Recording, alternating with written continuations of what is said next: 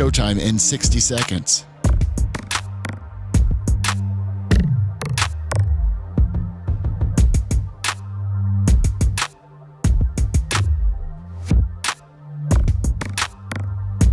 "45 seconds.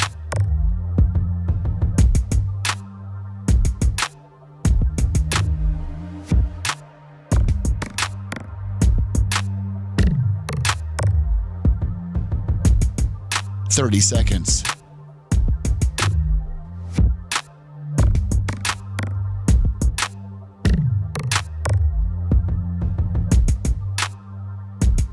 The show will start in 15 seconds, and this is your last audible warning.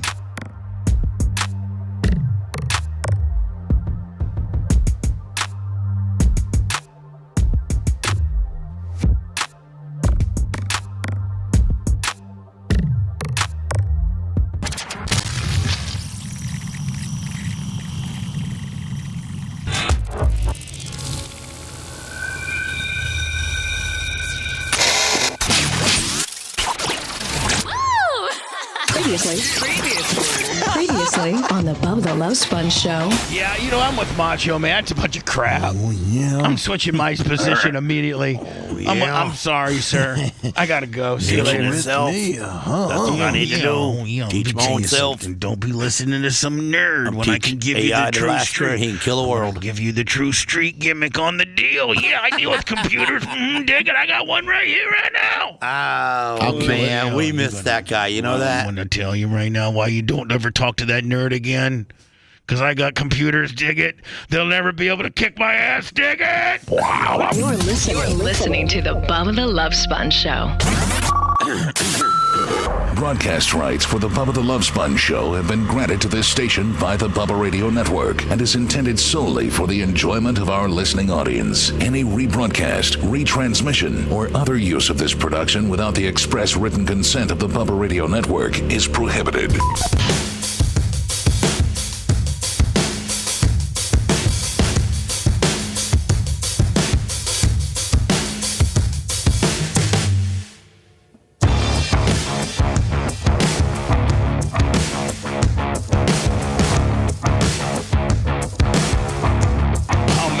I'm so behind.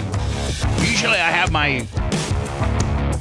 Rumble open and ready to go, and I have YouTube ready to go, and I got Facebook ready to go, and I'm monitoring X. I'm dialed in and I'm ready. But I've been talking to you, gossiping real life stories. Neil Mount Plaisir, $50. Oh, thank you so much, Neil Mount Plaisir. We've been like I think we've collectively, the time shot up on us because we've been gossiping like a bunch of little bitches. Dr. Remilak, 105. About life. Yes. And that's all we're going to say. So anyway, Lummy. It's not really gossiping. I think it was really, discussing important things. Yeah, you're just right. Gossiping. You're right. You weren't talking about your girlfriend's, shoe size. Oh. You're right. It was pretty in depth. It's pretty deep, and quite frankly, it's disheartening, if you will. It just reiterates a lot of stuff for me, and I don't have to really get into detail much. It makes you sick to your stomach, Bubba. Yeah, it does. It's sickening. Because every time, disgusting. It's like really, I can't catch a break, and I am so hated. I am so. It's like I am. I mean, like governmental wise within this. Meanwhile, I've done so much good for the the Leo / prosecutorial side of Tampa, Florida. The the law enforcement side. I don't think any media member has been more philanthropic than me. So, Bubba, you ready to go like full heel? You work for John Cena. It's almost like I almost need to now because it'll be the same outcome. Yeah, why not? I might as well just be the biggest dick ever because it's gonna it's gonna end up being the same outcome. So it's just like, oh my God, it's like 4 for 4. You know what I'm saying? Four possibilities and 4 screw jobs. And the screw jobs just keep happening to me. Well, there's always 5 fingers. There's one more to go. Oh man, I can't take another. I'm already getting four-fingered by life. I don't need to get fisted by life. Life is fist. It's coming. When life starts fisting you, it's over. Knock, knock. It's over. So anyway, I hope everybody had a great weekend. Lummy, I had quite an adventure week. A good weekend. Good. If you can see, I got a little sun. Yeah. Can you see on my little forehead, my little 5 head there? Were you out on the skid steer? No, Merch Crick and I spent the weekend. This is a rarity, but in her Pasco County house, the one she's trying to sell. Yeah. Yeah. Well, we stayed there this weekend, which is I don't like staying there usually. I just don't like staying there. I just don't like it. Was it just the feel? Is it the distance? Yeah, is it the yard? Is it your neighbors? It's just, it's just everything. It's way out in the country, and it's just her family's all around there, and it's just, it's like. Do you walk around with like a slingshot in your back pocket? I mean, what's it like out there? No, it's cool. She's got a beautiful pool, and you're way out in the country, and Oh, so you were out there tanning by the pool? So listen, I was actually manateeing around in the pool a couple days, like being like almost Johnny Suburban Lummy, where I was in the pool. I spent 2 days in the pool, Saturday and Sunday, for a little bit, floating around, Nice. drinking a little. I actually made myself a little cocktail. Wow, Yeah. you're a Florida man. Yeah, I made myself a little cocktail, and it was like doing the pool thing, Lummy. And then afterwards, grilled a couple steaks out on the grill. Nice. Had nice steak. It was cool, like Todd Suburbia, right? Yeah. So which requires, since I spent out, that's like off of like 52, 75 and 52. They're St. Leo's, right? Yeah, right in that area. Yeah, in that area. So that's a vast enough area for people not to be able to find where I'm at. Yeah. So. Well, anyway, I mean, she's got her house for sale, so just go to Zillow,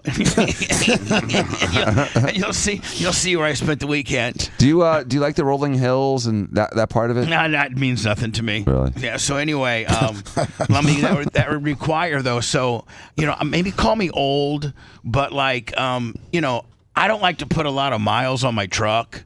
Like Dan, I don't know if. See, I genuinely, Lummy, have a beater transportation car. Yes. So that, unless I'm needing my truck or need to go pick up some, arrive somewhere, not in an 04 Crown Vic that says Bubba Army on it with flashing lights, just to kind of be normal, I'll take my truck. So I had the Crown Vic out, there, because I was just going to run it into the studios today. So I'm going to keep miles off my truck. And I'm just going to jump in the Crown Vic, right? Makes sense. So I pull out. I knew it was kind of low on fuel, but I thought maybe I had enough to get here. I knew I was low on fuel, and I knew yesterday I probably should run down there and get some gas. But you know how, man, some you're like, man, I'm watching Caitlin Clark right now. You didn't watch any of the NASCAR race? I didn't watch any of the NASCAR race, but I was watching the Indiana Fever, and then I flipped over, watched a little Wimbledon, and then I watched the Rays get their ass kicked again by the Red Sox. Dude, they're the only ones having a worse week than you. Oh my God! Yeah, exactly. They suck. They went from the best team to the crappiest team. Unbelievable. The bats just turned off. They just cannot score a run.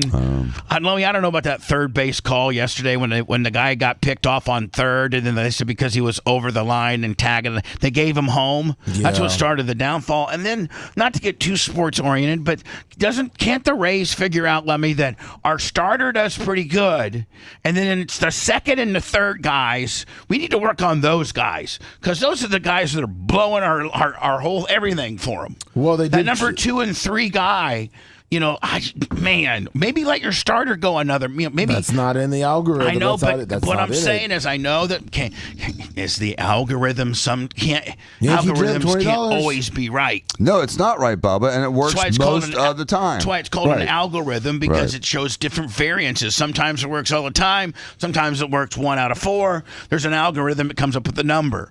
Well, man, the Rays got this 6-inning max. Right, Lummy? Algorithm. Yep. Where you could have a guy. I mean, I guess if you had a guy pitching a complete game, if you had a guy working, on like a 1 or 2 hitter, and you had maybe you're up 2-3, maybe Lummy, maybe that's when you go and let a guy. No, they still don't. They still don't. They still don't. I was at a game against the Braves. So when a when a guy's ago. got to know like an absolute. shutout or a 9-inning performance where they're just not getting to them and you're up 3 or 4 runs, and even if you would give up a home run or so because one of the batters maybe saw the guy 5 times and he hit one out. Batting and pitching is all about the batters.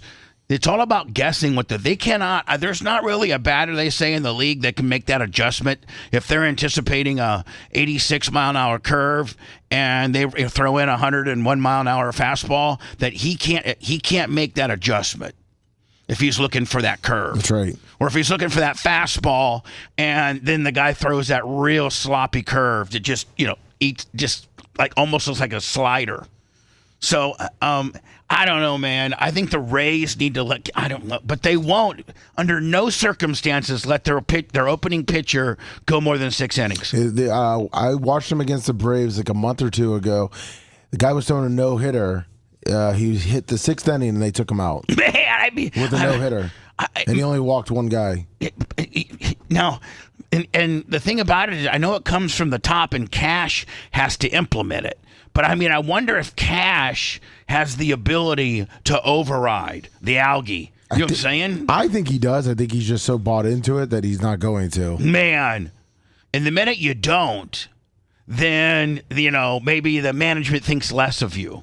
Well, just like, don't ever question us because our algorithms are superior to human coaching. Well, think about it. If he overrides it and he makes the mistake and he's wrong, it's on him. If he follows it, he can't really take the blame. Yeah. So he's not. And so when you're in this big of a skid, man, you don't want to be the take the blame on your managerial deal. So you do zero override, man. You play it by the algorithm book. That's right. Right? Yep.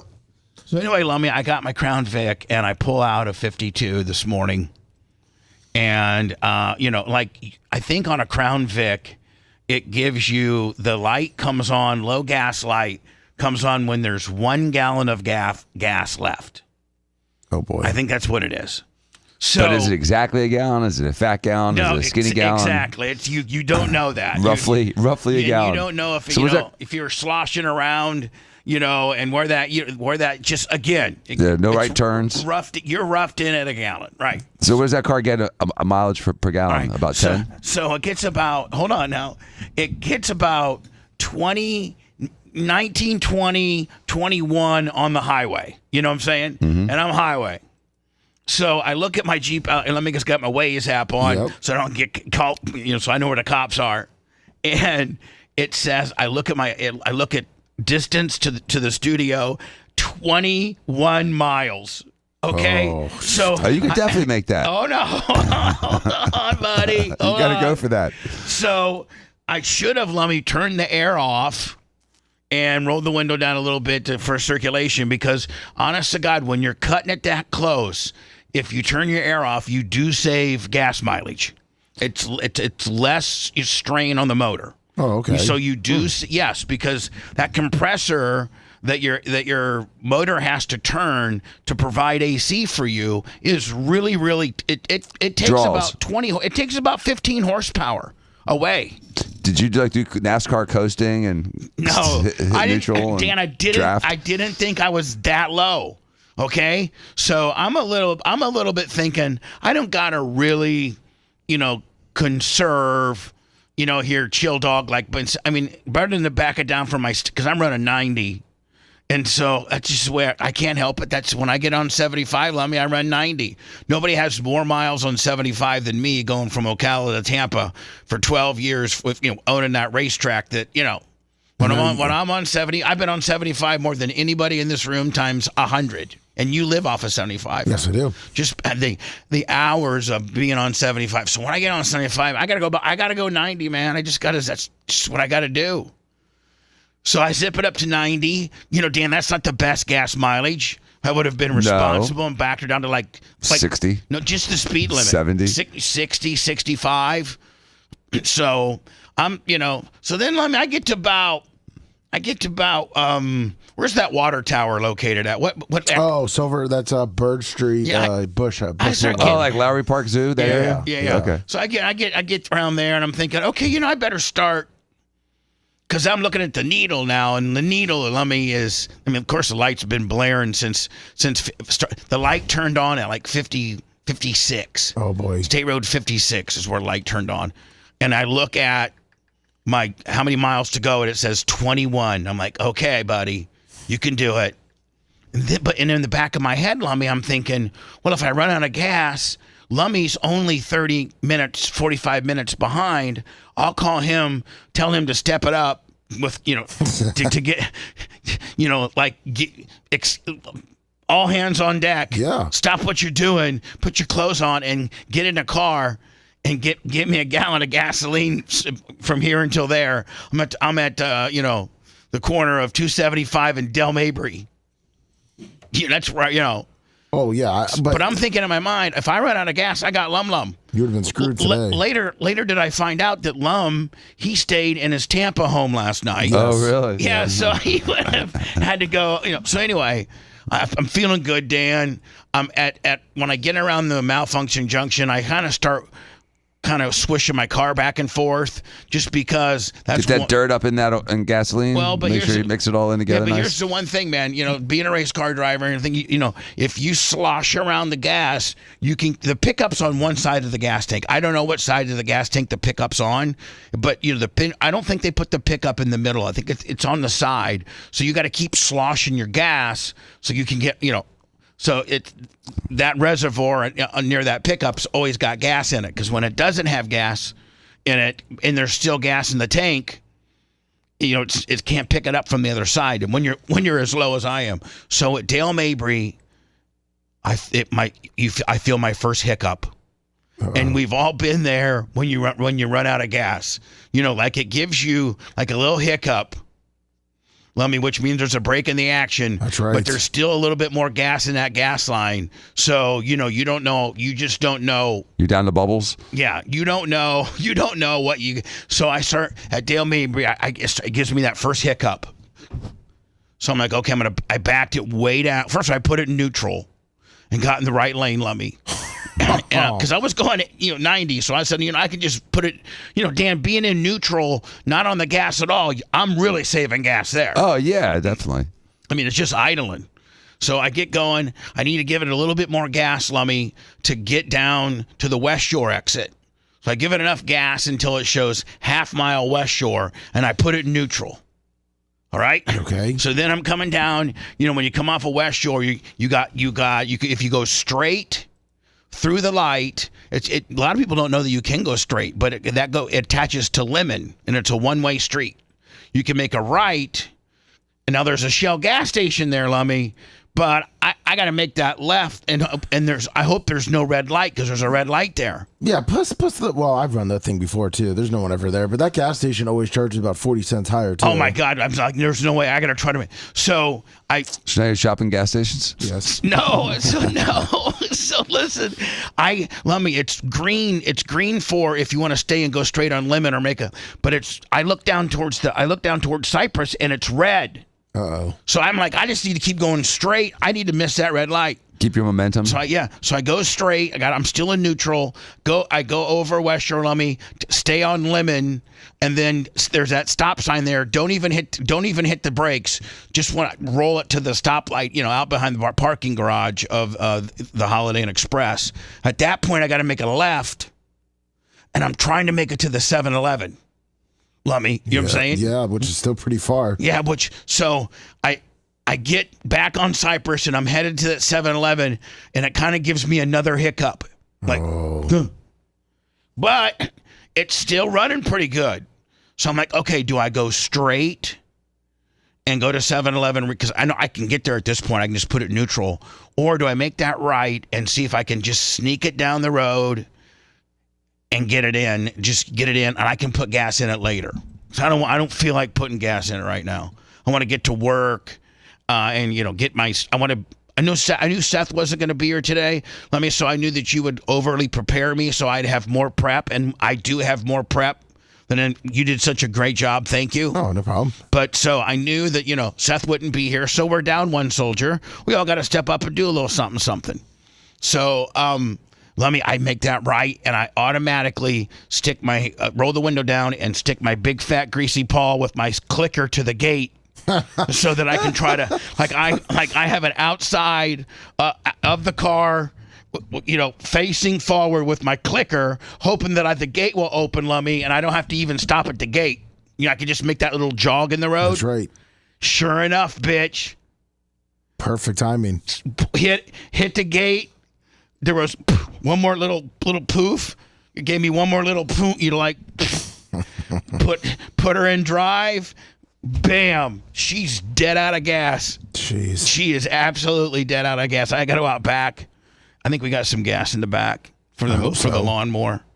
So Lummy, that's how I made it to work this morning. That's pretty stressful. I've run out of gas one time coming into work, and I made it to Del Mabry. And nothing's worse I wasn't than as good as you are with negotiating. Yeah, you really gotta.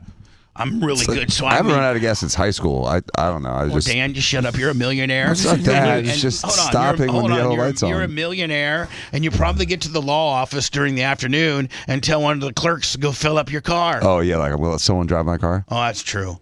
You know what? I'm so sorry. I've never had a nice enough car that I had to worry about somebody else driving it. At least the Tesla doesn't have. But when you got a car like you do, you just I'll just let any ham and egger, go out. It's a Ford. My nicest car I own is a Ford. But you're, when you're dealing with Ferraris and Lamborghinis, I guess you just don't pull up to work and tell the intern to go fill it up and when you own a Ferrari or a Lamborghini. You kind of want to do things yourself, probably, right? Well, Jay washes his own cars. Oh, he does? Yeah, he's that compulsive. Well, you let him. I'm not saying it in a nasty way. It's just he's that, that meticulous. Meticulous, yeah. Well, also we had only Dumber available, but now Dumb's back, so life is better.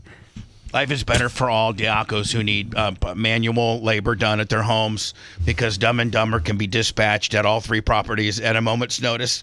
Exactly. Am I not right? They're the rovering, like they could be at Steve's house one day doing some type of pool tile. But they don't like each other. Usually it's like Superman and Clark Kent. You don't see them both together. But they also could be at Jay's house.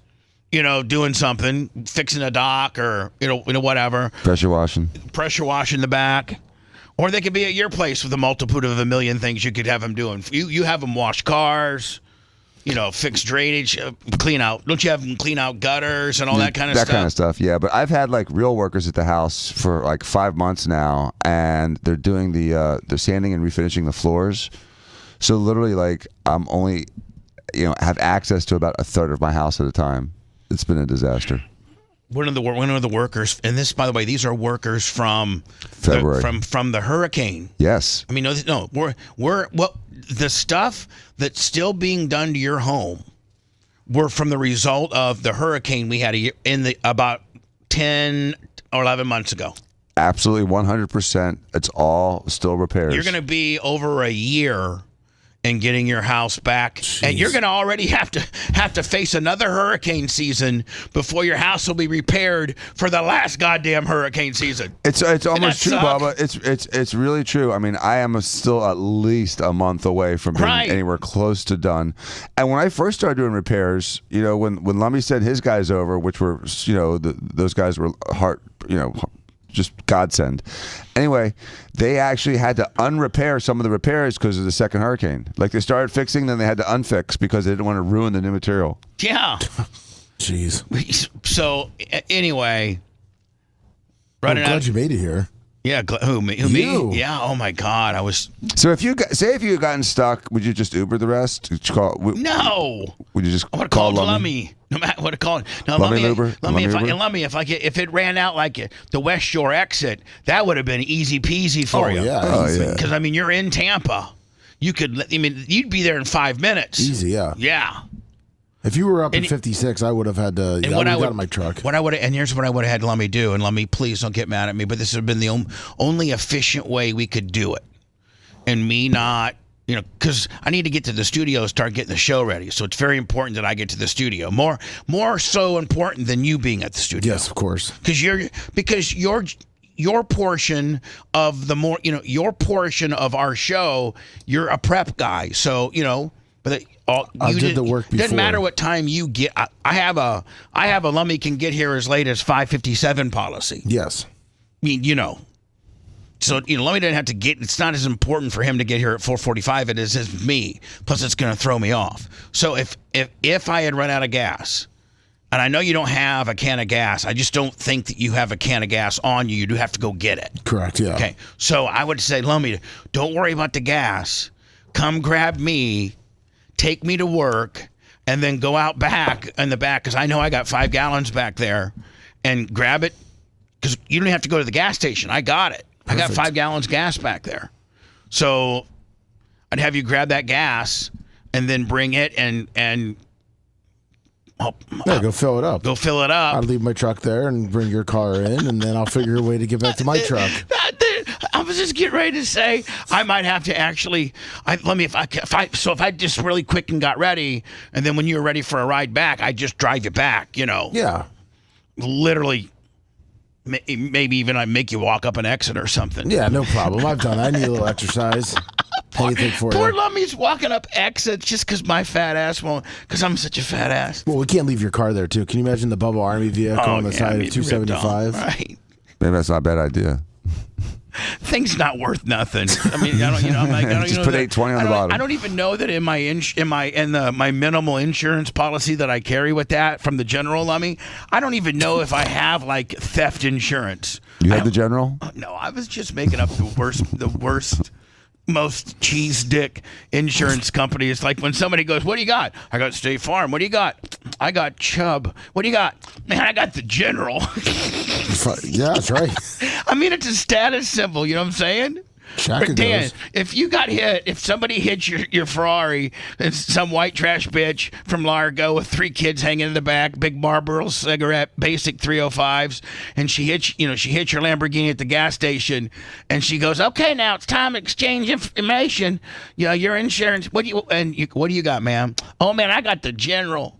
You're like, oh man. I'm like, oh, thank God, I have uninsured motorists. I know. That's what you need to do in Florida. But Clem doesn't have uninsured motorists when you're driving a car that has the value of $500. I mean, seriously. If the insurance company was to reimburse me, Lummy, on a full total of that car, their books would be like $810. The tires? Yeah. The new tires are worth more than the car? I'm just saying, it's just such an old it's a 2004 former police interceptor, I think it was West Palm Beach City Fleet Department number 59665625481. It's in really good shape, though. Here's the deal: if you buy those municipality cars from on a government auction site or something like that, and you see that it was city maintained, it'll say when you're looking at the thing on the auction deal, it'll say city maintained oil of service to every 5,000 miles. Man, you get one of those cars that's been, because the city, when they spare no expense. So they're in good shape? Oh, they're in great shape. But don't they have like 100,000 miles? Is that like the like 100, like 140,000 miles? Oh, really? But I got 201,000 miles. I've put 60,000 miles on it because I bought it with 140,000 miles. So I got 60,000 miles on that thing. I paid $599 for it. Really? Yeah, $600 for it. Took like another $100 in towing to get it over here. So I got like $700 in it. And then I think I've replaced I replaced a fuel pump and a couple of coil packs. Probably, let's say $500. And I've put, I think a couple sets of tires on it. So, it's valuable. It's valuable to me. But let me, if an insurance company is going to write you a full total check on that, they're writing Dan hundreds of thousands of dollars. Mine's $810. So would you rather total that than the smart car? The smart cars, I don't even know what that thing would total it out. And here's the deal, man. You can't total out the smart car. Like, even if you're looking to get totaled, there's people that do that. That go around looking to get into an auto accident. Oh, yes, there are. No, there's people that buy junk cars and go out and look for like people like Dan and hit or try to get hit. The infamous, listen, Fabrizi had a guy that used to work for, I forget what his name. I don't want to say it was Ronnie Callis because I wasn't, but it was this, I might have been Ronnie Callis. And when I used to hang out with Fabrizi, Ronnie Callis, they would do the stoplight gimmick, him and his buddy.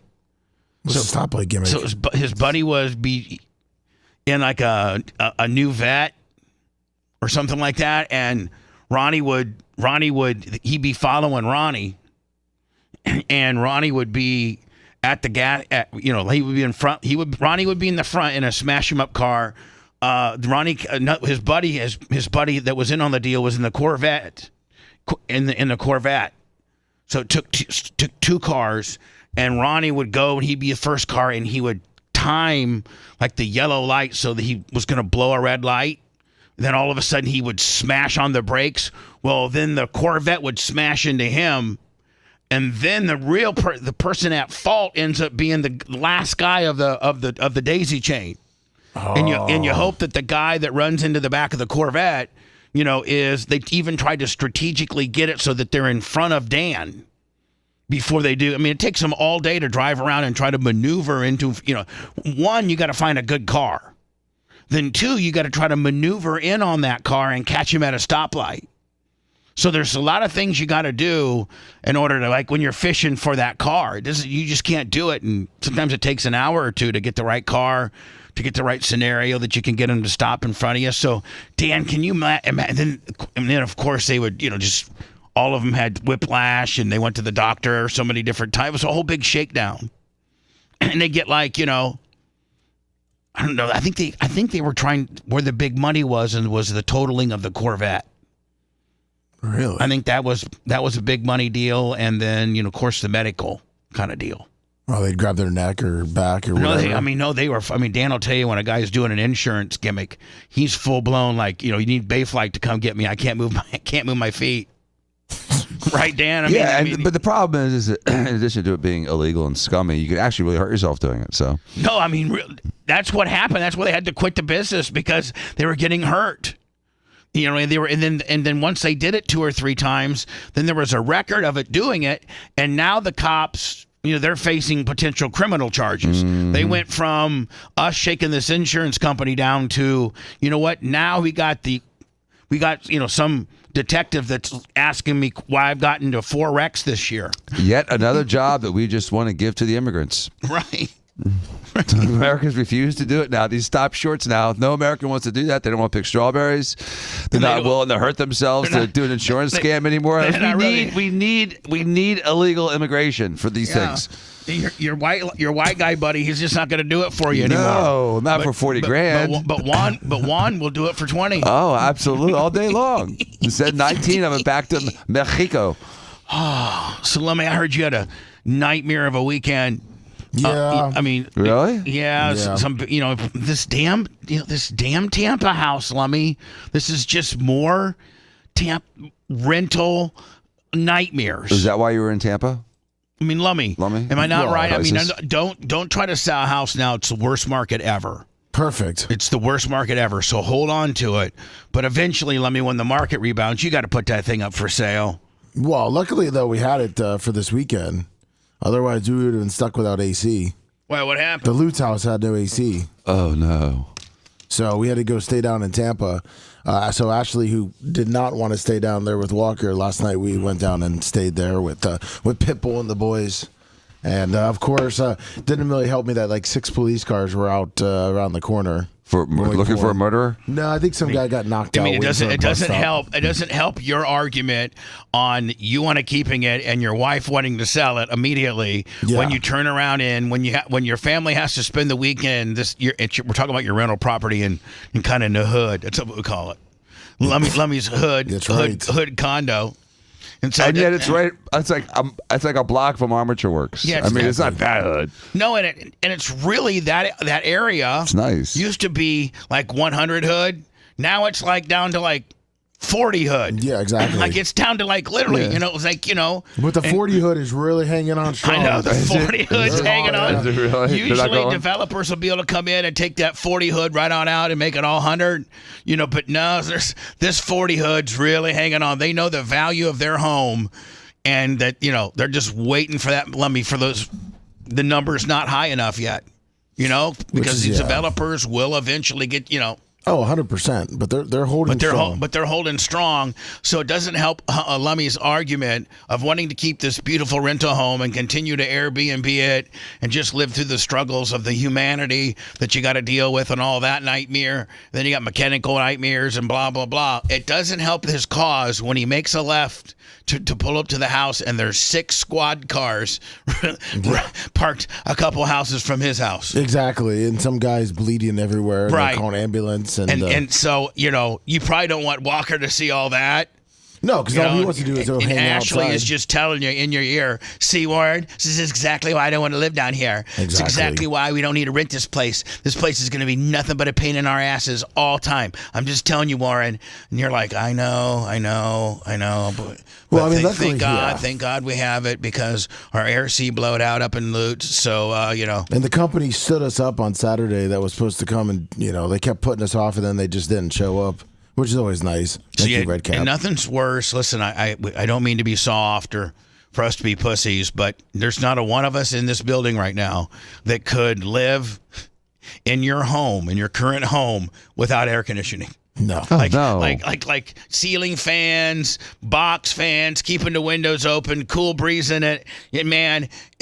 We're July in Florida. It's like Vietnam with regards to how the heat and the humidity. We're at an all-time hot. You will sweat if you stand outside at from noon anywhere from noon to 3 on a normal non-cloudy day in Tampa, Florida. You'll sweat by just standing still for 30 seconds. Yep, exactly. Like if you can't live without air in Florida, you just can't.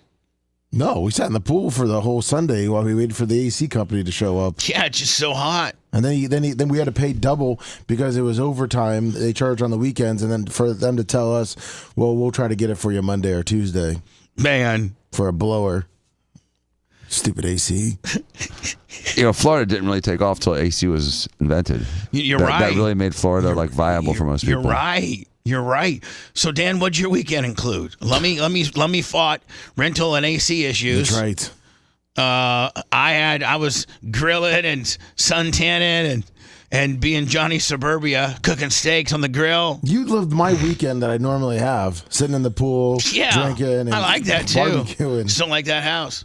So Dan, what'd you do? I just chilled. A couple bike rides, sat by the pool, chilled. Played with the kids a little bit, got some fish. We had this very aggressive fish that we had to get rid of. And we traded for your aquarium. For my kids' aquarium. Right. Yeah. Now this isn't like Johnny Little. You guys got quite an extensive. Don't they have quite an extensive aquarium?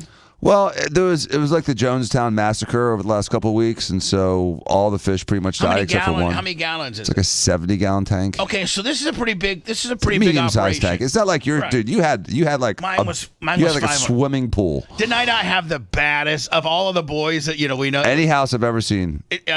When you with that 570-gallon fish tank. Yeah, when your fish guy has to wear scuba equipment to clean your tank, you know you got a big boy tank. It was badass. I mean, you could have had orca in there. I was balling. Yeah. Had my own plane, my own 600-gallon fish tank. Walk right in the house, man. Bitch, as soon as they walk in there, they'd take their panties off. Let me just with that right there. Exactly. Please. Dude, my house is so screwed up right now. Girls are putting their jackets on as they walk in. Bunny suits. Girls are looking at all construction trucks and all the 2x4s and dust, building materials they have stacked. She's not even pulling in. She's thinking she's at an active construction site. She's out of there. Steve got back in town yesterday. He wanted to take a look at the house and see the progress, and he was in there for about 17 seconds before he had to leave. It was just too stressful. Everything's upside down and inside out. So he gets all freaked out. He's like, I can't. They're not going to be done tomorrow. I'm like, no doubt, dude. It's going to take him another 2 weeks of this. So now who's all in town? So is Jay out of town now? I think everyone's in town now. Jay's going to be going up to Jersey over the next few days, or some of his family will be. He's probably going to go back and forth. Steve was in France. Right. Did I discuss to you that I'd like a memo when you guys are interchanging? Yeah, you mentioned that last week. Just want to make sure. Yeah, I remember. If the schedule, listen, I'm not going to ever say no to Steven substituting Jay. Like the answer is never going to be a no. I just need to know this if there's a change out or not. Yes, I think next week there probably will be a change out for the 8:30 deal, but I'll let you know when we have a finality. And let me know. Please know this, okay? And you guys got to know this. Don't think that you ever got, like, if your family was to continue to stay in the show in Jersey, and you would just fly back, and you normally wouldn't be coming back to Tampa on the Monday or the Tuesday, you would be staying up there, and the only reason you're coming to Tampa is to do the show. Man, I hope that I hope they don't do that. I mean, we keep it in mind. We don't make it an absolute, die on the cross kind of thing for it. But we understand. It's a priority. It's just not a mandate. We can be without you guys. I understand. At least one of you will be here, probably. So anyway, Dan, just a standard. Yeah, not too crazy. Two bike rides. I want 4 bike rides: Thursday, Friday, Saturday, Sunday. That's why you stay in such great shape. No kidding. That's why. You know what, Lummy? While you and I are doing, getting fat and sassy and drinking and eating and watching TV. Johnny Fitness is over there doing not 1, not 2, not 3, but 4 bike rides over the weekend. Yeah, that's why he's Dan, and that's why we're fat asses, Lummy, and Dan is Dan. That's right. He's ripped. Look at him. Ripped, rugged, 6-pack, rich, big penis. Anything else, Dr. Dan, that we forgot? Yeah, homeless. Want to listen to the show on demand and on the go? Enlist today at BubbaArmyHQ.com. Sign up and start listening. The Bubba the Love Sponge Show will be back after this.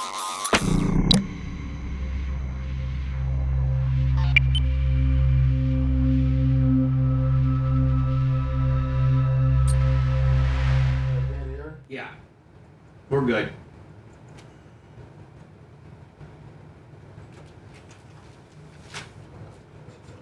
All right, let's go back over here.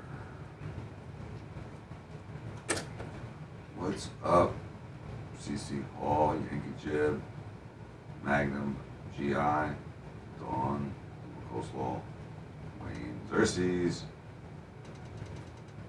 Gary Jean. Hit that thumbs up for Dr. Dan. Thank you, Dr. Remulak, with your 100. Yankee Jib, Bob Cook. Bobby Cook.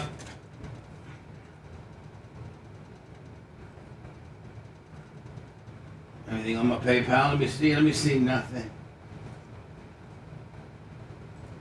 Nothing. The big buck. Let me make sure I'm all signed up here. So I'm on. There I am. We're good with that. Let me be getting screwed on the front page. You had my refresh here. Yep. Screwed on the front page. It looks like that talk you had must have really worked. Just make that note. Just make your notes. No front page. Excuse me. Jesus. What's up, Smoke Slayer, Black Eye Kelly, Samson, Group of Lips, I don't get it. Oh, God, shut it up.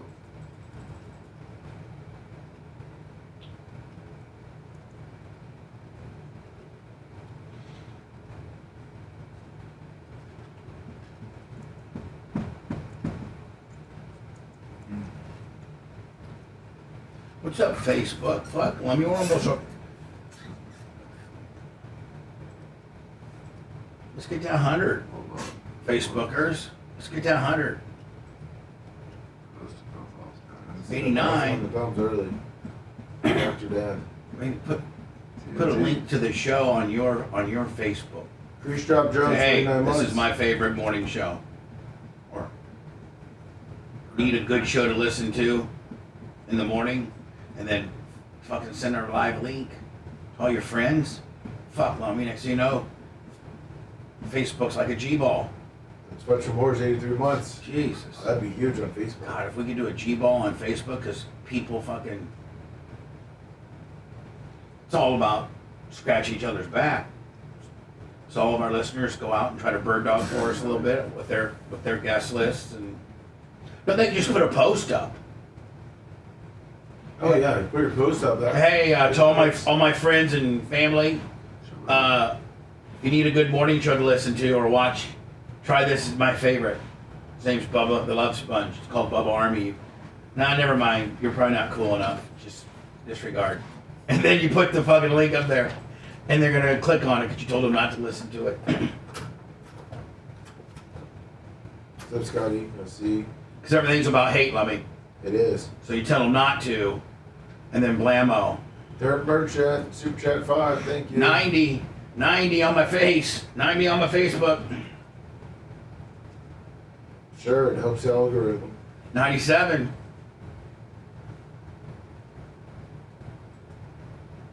Derek Merchant, 10 all day on the Super Chat. Thank you, Derek Merchant. My Facebook. 96. Because the company came out. Fucking 96. I'm gonna have a little bit. If before the show starts, we can get to 100. I'll give you a little, just me and you Facebook little honker. Oh, you only got a minute. Only got a minute. Sorry. 92. Oh, 89. Oh, lost a couple.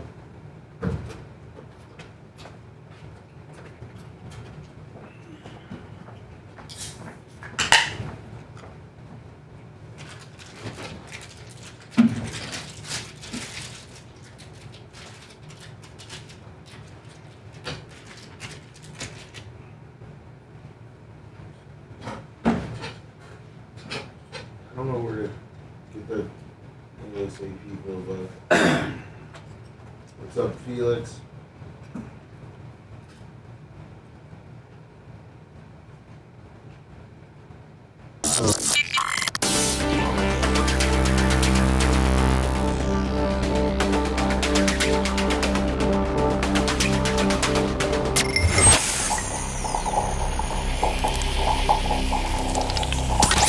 Broadcasting live from the Aquabito studios, aquabito.com/Bubba. It's the Bubba the Love Sponge Show. Seth is out today and tomorrow. So it was a scheduled vacation day, personal day. I think it might has to do with me. I think Sammy's got a diving. Oh. Like a little diving competition kind of deal, I think. All right. I think so. No splash. Yeah. So, good luck to Sammy, and Seth we'll see on Wednesday. Hello. But what are the dives at this age? I mean, are they doing like, I don't know. half jackknives, or are they just doing like cannonballs? I know. They're doing full. I mean, they're teaching them probably. Your first is just a real regular dive, and then maybe like a touch your toes kind of dive, and then maybe a backflip, or teaching them something like that. They're not teaching them just to do cannonballs. One knee, two knees. The most primitive of any that any human being, no matter if you could be the most out of shape 500 pounds. In fact, cannonballs are mostly made for fat guys. Yeah. Next week we're doing the belly flop. See, all the skinny guys, they can all have some, a cool dive, a little flip blip, but us fat guys, so this is God's way of giving us, a way back into the competition. We can always do a cannonball. And when when a big heavyset dude does the cannonball correctly, it almost creates like a mushroom, like it's almost like it's like a sound per cut. You can just the properly done cannonball just has a sound to it. Were you a cannonball master? I was okay at it. One knee or two knees? One. I was a one knee guy. How about you? I like the one knee because two knees for some reason hurt more. Yeah. Hi, who's this? Hey, what's going on, Pedro? Pedro the pool guy? Yes, sir. What's going on, guys? How you feeling? How you feeling? I've been hearing not so good things. It's been pretty tough. The Bubba Army Ethernet, Lummy, kind of that little Ethernet of data that shares amongst those that know, and a little family, if you will. I've been hearing that Pedro's not doing too good. Mm. Yeah, it's been interesting. I can't tell you the amount of love that's come out of the Army, man. It's been pretty amazing. What's been the is there a new diagnosis that Dan can tell us about, or can you just give us an update? 'Cause last that I knew, you had like front lobal or something type of either removal or cancer or like brain cancer, right? Yeah. It's called a glioblastoma level 4, a specific type that I can't remember the name of. My short term's pretty crappy. Now, have they removed? I mean, have you had a procedure? I mean, I know you've been diagnosed, and I'm sure they know where the bad area is. Have they gone and got it yet? Yeah, it was May 29th. They took out about a lime-shaped or lime-sized chunk in my right side of my brain. Damn, you know that. See, Dan, can I ask a question? Dan? Mm-hmm. So, Pedro, hold on. So, if you have brain cancer and they're taking a certain portion of your brain, removing that, and they also have to have their margins, so that requires a little more mass, right? I mean, they're just not taking out right. Yeah. You have your margin that you take out, or around it. So you're taking a portion of your brain out. They're taking your brain out right now. What? I guess they don't really know what part of the brain that they took out controlled or did, right? They don't know what it's hooked up to, do they? Well, they know ahead of time based on, just normal anatomy. And usually the part they're taking out, the tumor, isn't, normal brain tissue, but it encroaches, it eats up, it compresses, and it destroys normal brain tissue. But the brain is kind of like, it's kind of like a suitcase full of luggage. I mean, you take out, a lemon or a lime-shaped piece of brain tissue, it kind of fills in with fluid. The rest of the brain kind of stretches a little bit, but you still lose all those connections that come across the tumor. What I'm saying is connections are more important than just the actual mass of brain. Have you ever seen with brain surgery where after the brain surgery, the guy or the girl couldn't do a certain something? Oh, it happens all the time. Because it was that whatever was a part of what they removed from your brain. Right, that happens all the time, Bubba. And what really happens is brain tissue dies in strokes. Tumors push on the brain, and if you catch it early, it doesn't kill that much brain tissue. But when people have a stroke and that part of the brain just doesn't get blood or bleeds into the brain and gets like a wet stroke, that's devastating. That just destroys huge chunks of your function. So Pedro, I'm sorry, Bob, but people questioning your margins comment. Margins is like the margins of the tumor is what you're referring to. Yes, right, I understand that. Yeah. Just to clarify for the other people. I'm not, and I'm certainly not trying to, for the people. This is the right term. I'm not trying to act like I know more than I was just setting Dan up to answer the question. It's the correct question, and again, you want to get clear margins, but even with clear margins on a brain tumor, there's a high recurrence rate, and if you don't have clear margins, then you have to go back with radiation and try to clean up those margins. Right. So, but I don't want by any means people think that I'm trying to act like I know what I'm talking about. I'm just from what I've read and seen, certainly not trying to give any diagnosis or anything like that. But so Pedro, what are we? Is there more surgeries required, or did you only have to have the one, or have you had multiple, or what? So where it stands is I have 6 weeks of radiation and chemo. I have a month off. I get 6 weeks and a month off for the foreseeable future because with this type of brain tumor, it's like an octopus. They took out the head, but there's still little microscopic tentacles that remain. So not clear margins. Get rid of it. So Dan saying that means not clear margins. Right. Isn't it amazing, Pedro, how radiation doesn't work on the weekends? Yes, and here's something interesting. Because it's so close to my occipital lobe and my eyesight, when they're doing the radiation, I get lightning bolts in my eyes, which kills my eyesight for about half the day. It's absolutely really painful. Whatever they're doing some type of damage to your eye as well, which can't be good. Well, the brain part that controls his eyes. Oh, okay. The occipital lobe is where your vision is. See, again, man. Whew. So in the back. That's the radiation part. Now, do you got to do like chemotherapy?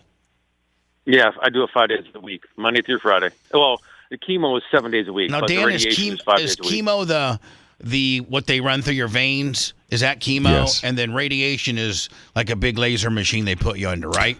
Yeah, exactly. I'm wide awake for all. I mean, I'm 140 milligrams of temozolomide 7 days a week, and then 15 minutes of radiation 5 days a week. Oh. But for some reason, Bubba, radiation doesn't work on weekends. So they don't ever radiate people on weekends. It's a 9 to 5 deal. They never do it 7 days a week. They only do it 5 days a week. So because those guys are lazy. Oh, I thought maybe there was like something with the body. No, it's BS, dude. They won't work on weekends. He gets a chemotherapy 7 days a week, but radiation's only 5. I didn't know that Dan was coming up with a radiation joke. Sorry. It's not even a joke. It's a joke that those guys don't do anything on the weekends. Every protocol is a 5-day-a-week protocol. So you're saying, like, the poor chemo guys, they're which is half of the cancer business, right? So half of the cancer business works on the weekend, and the other half of the you're either getting radiation or you're getting chemotherapy. Those are the two parts of cancer therapy, right? Mm-hmm. All right. Well, one works on the weekends and one doesn't. Exactly. What a bunch of dicks. I know. And I tried to go into radiation oncology, and my dad's like, nope. I'm like, why? He goes, first of all, you need a real job. Second of all, they all die of cancer themselves because they're by radiation all the time. Yeah. They get cancer. Well, so Pedro, man, you have to keep us. I mean, like, what do we got going on? What's next? Like, what are we looking for here? It's just kind of a waiting game to see what happens. I got scans coming up in my first 6 weeks, and then pretty much on a weekly basis, I'm fighting with my insurance to just get anything done. It took me like 3 weeks of them just questioning whether or not I needed. Pedro, I hope that they don't take a part of your brain out where you forget about the show. Lumby, wouldn't that suck? Hey, did you hear about Pedro? Oh, yeah. He has no recollection of a Bubba the Love Sponge show. He doesn't listen anymore. We asked Pedro the pool guy, man, so you going to listen to Bubba on Monday? He's like, Bubba who? Bubba the Love Sponge, your favorite radio guy. I never heard of the guy. We're going to do a Pedro notebook. It's all the same story every morning. So, Pedro, hopefully they don't cut out the Bubba Army portion of your brain. Hopefully that's all that they leave. It's just all you do is think about us all the time. Nah, I'd say it's keeping me sane every morning because all I do is just think about the fact that I'm facing mortality, and it's pretty crappy. Well, Pedro, we're here for you, my friend. Okay. Oh yeah, I know. I appreciate you guys, and I appreciate the Army, man. You guys are awesome. Keep us posted, okay, bud? We'll do, love you guys. All right, thanks, Pedro. Hello. Morning, Bubba. 813-90, 813-90, Bubba. Yes. Morning, Bubba. Yeah, I just wanted to co-sign with you on the scam they were doing. It was real bad down here in Naples and Fort Myers. And you know what? I want everybody to. I want to apologize. I probably didn't describe it well enough, but if I just say it's the fender bender scam where you and your buddy, try to get in a wreck, I may have gotten too detailed about it, but I apologize if I didn't correctly describe it. But yes, the fender bender scam. Right. Well, yeah, exactly. Because what it was worse is what got real bad. It was like an epidemic for a year down here. They were going after the working man. They were going after company trucks. So they would try and hit just a working man that looked vulnerable, like maybe he smoked pot or maybe he did something. So he wouldn't want to. But he's driving for Publix and fail a P-test. So we would pay him. Oh, that's a next level deal. It was really, really, really bad. It was on the news. It sucked. Did you do any time for it? No, they never got me. Somebody tried to get me in a Mercedes, for that matter, and I was like, "Let's call the cops, man. Let's go, bro. I'm the lamest human on the planet. Let's do it." All right, my man. Thank you for validating that there was a fender bender craze here in the Tampa area for a few years. There's like hundreds of con men. It was like a thank you, I appreciate it. It was like a way, like remember, how pill mills used to be the thing. Remember, big. Pill mills had their run, and I guess the fender bender gimmick had its run too for however long. Well, I was doing some research during the break, and it does look like there is a lot more illegal immigrants that are doing the fender bender. It looks like they're picking up the slack in this. The area. Russians were doing it for a while too, back in the day. Oh, so the Mexicans are doing the fender bender? Yeah, that's all the Mexicans. Well, they load up the car with like 4 or 5 people. What's that now? They load up the car with 4 or 5 people so they get more out of the injury. Man of Steel is flying. So they really put a whole bunch of people in the car. Yep. And then have like a Publix truck or Dr. Dan or somebody hit them. And then they got 4 to 5 people now that are in medical need. Right. You got to pay their lost wages, which is like $1 a week. But I'm just saying, man. You just like, let me Man of Steel. Try to drive and just you do your right, but you don't know if somebody's targeting you or nothing. That's right. why I like to drive my 04 Crown Vic, ladies and gentlemen. Nobody's going to target me. Nope. I'm the last guy you want to get in a wreck with. I actually messed up a car or messed up someone's vehicle a little bit the other day. Hold on, you did? Yeah, I was. Are they going to be cool to you? They were cool, and I a lot of time, like some people can be okay. If you hit somebody and you do a little something to somebody, Dan, they can either be super cool about it or they can be a dick about it. Well, this was interesting. I was at the bike shop. I picked up a bike and then I left, and then I get a call from the bike shop and they're like, "Is your car missing anything?" I'm like, "What do you mean?" I'm like, "Well, we have a like a mud flap that looks like it belongs to your car, and the guy next to you's bike rack is damaged." I'm like, "What do you mean?" So apparently, when I backed out, my those little plastic sort of mud flaps I have, Bubba, it caught the edge of a guy's like bicycle rack that was extending past the edge of his car, and it ripped it off. And I didn't even feel it. I go back. He's got you ripped the whole guy's rack off? Well, just enough that it broke it. I mean, I didn't rip it off the car completely, but it caught the very edge of it and swung it open, I guess, kind of like a door. Right. But I had no idea. My car, I didn't feel anything. I had no idea. So you have to go back. So I went back. I'm like, "Oh God, yeah, that is mine." I go, "How much can I give you?" He goes, "It's a couple $100." I'm like, "Okay, no problem." But going back was good because new flaps would have cost me $100. But there could have been. But hold on, there could have been. You could have been a dick. Absolutely, absolutely. What I'm saying, like Rex can be like, okay, it could have been this. Okay, as cool as he was, Dan, because he's just a regular dude like me and Lummy. We're not trying to. Like, let me listen. Rip anybody off. We're not trying to rip anybody off. Nope. Accidents happen. Now, if we got an opportunity to get hit by an Amazon truck, we'll take it. 100%. No problem. All day long, please. Please. Even Dan's, pulling that Lambo out in front of that Amazon truck. Stop it as fast as I can. Yeah, I mean, please. Even Dan thinks about the big ones. But can you imagine, just pulling out and being that guy, knowing you're going to get smashed? Don't want it. Nope. So the guy that Dan encountered, he could have been like he was, but like, okay, yeah, man, I don't know, $200-300, bud. Yep, like, exactly how it went, dude. He said, sorry. It's like, listen, bro, I'm so sorry about your deal. But he had a piece of my car with him. I mean, he absolutely was 100% guilty. There's no way you can be like, there's no way it's my car and be like, sir, if you look down by your, you can see this piece completely matches what's missing from your car, sir. But the car itself had no damage. It was just that little plastic mud flap. But they had it too. No, he did. So they could very well match it up. So there's no way you saying it's not me. So you had a loss coming. So you just took the L. You're super cool to the dude. You're like, come on, hey bud, listen, we're gonna get the insurance company involved, and I know there's no injuries here. What do you need? Couple, $200-300, buddy. It worked out perfectly. I was like, yeah, man, no problem, bud. I got you. But you could have gotten, Dan. You could have gotten this. No, I'm calling we're gonna do an accident report. And I'm calling 911 right now to report that you hit my car. You can clearly see. And left the scene. And left the scene. And you can clearly see as that piece I have in my hand, it clearly fits your car. So you did this. And I'll just be telling you, I need to get the police down here and get an accident report, and you will be hearing from my attorneys. They weren't even in the car. I'm just saying, though. What if it would have been some Karen bitch? Even though it's the most obscene thing, anybody can file a lawsuit on anybody looking for a settlement. Next thing you know, you give her $5,000 to go away. But they hit you for $5,000. Yeah, well, I mean, Dr. Dan, you could be kind of a Karen bitch though, can't you? What do you mean, me? Yeah, you. If that guy didn't have a piece of your car, would you have been fighting him?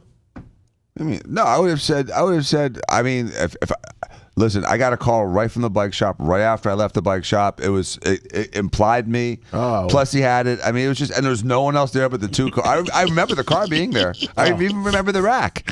I remember I was like, that's an ugly rack. Hold on. That's why Dan's taking an L. That's entirely possible. You didn't hear Dan set this story up by let me tell you how I got one over on a guy. No, Dan's saying, let me tell you about what I got. I made a mistake. I didn't feel it, though. I had no idea. About the $300 or $400 L I had to take over the weekend because my stupid ass pulled too close to a guy's bike rack, Willie.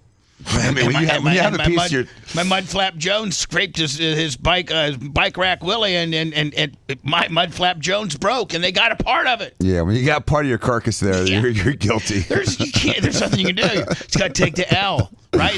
And just hope to God that he's a cool dude like he was. That's really cool. That's what you're hoping for. He was cool. So, Lummy, this was the opening of Man of Steel. Did any of I guess Lummy, you got a kid, but he doesn't care probably about Superman. He doesn't care about Superman. No, I mean Monster Truck movie out. He's there. Right. Who's your favorite Superman, Bubba?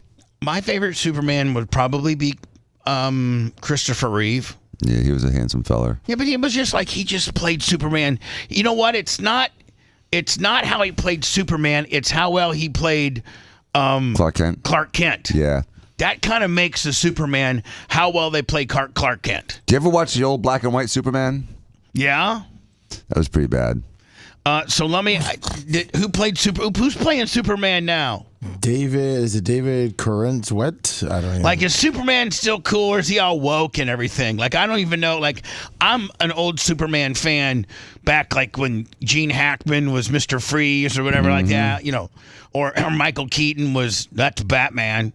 But, like Superman, the Superman's really clean cut, barely has any facial hair, probably has really small testicles. I mean, he's a typical guy from 2025. That's what I'm saying. He's American. He's a millennial. Like when he's Clark Kent, do they got him really nerded up? No, I think he looks like a more better looking guy. Got Google Flying glasses. high, faster than a speeding. Anyway, it was the debut of Superman, the new Superman. I don't know if this is Superman 6 or Superman We're Coming Back, or I think they just called it Superman. This is Superman. Yeah, I sent you the trailer. Superman 2025. Right, Lummy? Yes. You sent me a the official trailer. Let me see here, Lummy. To see how possibly woke it Cape's is. made out of a polyester blend. We're gonna probably get a copy. See, we can't do it, Lummy, because we're gonna get. We'll get a copyright, don't you think? They want you to play the trailers, don't they? Who knows nowadays? Hey, screw you. Macho, what are you thinking? I mean, it seems like they want you to play the trailers so they wouldn't put a copyright on you. But we're dealing with DC Studios, like we're dealing with the big time corporation here that locks down every part of, if there indeed is a copyright to be these guys will have it. Well, they'll find it quick. So, do you copyright people? Gary said we could play it now. We'll just clip it out later if they try to do something. You would think they wouldn't, copyright you on a trailer. No, you would think that they would. I want you to spread that as much as you can. Let's find out. Right. Well, let's find out. Here we go. This is the new. Are you being serious? This is the new Superman that opened up over the weekend and did was it 220 million? 120, I think, in America. Another 100 million. So did like 220 million. Well, that's good. I think it's a hit. I think it's a hit. I don't know. So far. We'll see what the trailer looks like. Guy? I know why is the community got heat, Lummy, with Superman all of a sudden? They're throwing rocks at Superman. Superman, right? Yeah. What do you do? Like, did you get caught with a sex tape or something? Oh, that's the way it is, man. You attack the good guys, celebrate the bad. Superman. See, that's exactly what Ukraine and Russia needs. Superman to come in there and tell both of you guys settle down, or I'm gonna come and give my Superman strength. Yeah, he's gonna show up again. Superman almost feels like it's almost corny to think that a dude could be like with today's mindset, Dan, of technology. That have you ever seen those bullets on ships that sound like the machine gun turrets? How back in the day it'd be like, oh yeah. Yeah, like that's society nowadays, and Superman's like an M16.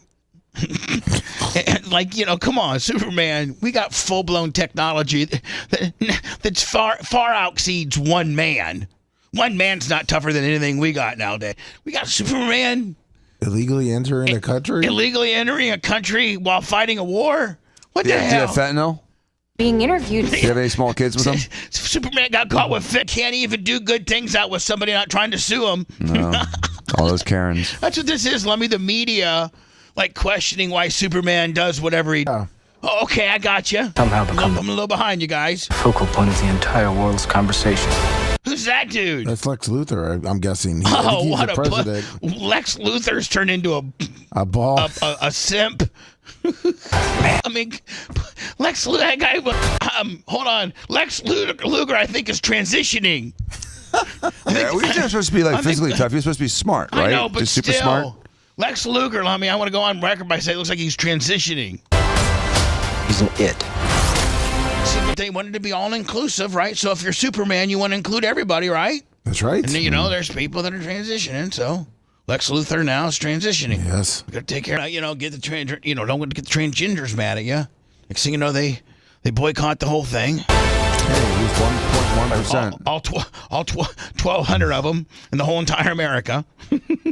Right, Dan? Yeah. It's behind me. There's probably a couple thousand of them in the whole world. They say there's 1.2 million. This looks stupid. I mean, Superman's can fly into this lizard-looking thing, Godzilla? and got him beating up Godzilla, beating up the transitioning Mr. Freeze, aliens. Don't forget there's a super dog too. What? There's a Powers. So he comes from Krypton. They have little cute dogs in Krypton. I mean, come on, such an advanced society. Oh, hold on. No way. You have a dog? Stupid. It's only 2 hours and 9 minutes. Wow. Stupid. He's got some super peanut butter he's going to put on his super. I don't know. For this dog. This is somebody reporting how well it did this weekend. Prediction, or so they say. James Gunn's Superman has soared past expectations with a massive $21 million preview haul, including $2.8 million from Amazon Prime early access screenings. It's the one I went to.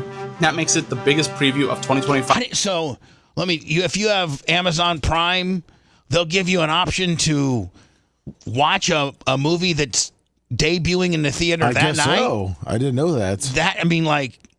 From the comfort of your own home? Yeah. Amazon Prime, whatever the hell it's called? Yeah, you could have watched it July 8th, it looks like. Really? Yeah. If you're an Amazon Prime guy. Would they probably gouge you for like, what, $45? I'm trying to look at how much it's going to cost. 5 so far, and See what it costs. strongest start ever for a Superman film. The buzz is backed by fans too, with a 95% Rotten Tomatoes audience score signaling overwhelming early approval. That's been changing throughout the week as people see the film. It's still pretty high though. Industry projections now estimate a U.S. opening weekend between 115 and 130 million. With It hit down. I think it was 120. Global earnings expected to break $200 million. Thanks to and I think they're all in this weekend, 220. Did you see the Formula One movie, Strong Bubba, from a couple international weeks ago? rollout. No, I need to see that yet. I'll see that Warner before Brothers is Superman. playing it slightly cautious with a lower end estimate of $90 million, but momentum suggests Superman could reshape the DC universe in a big way.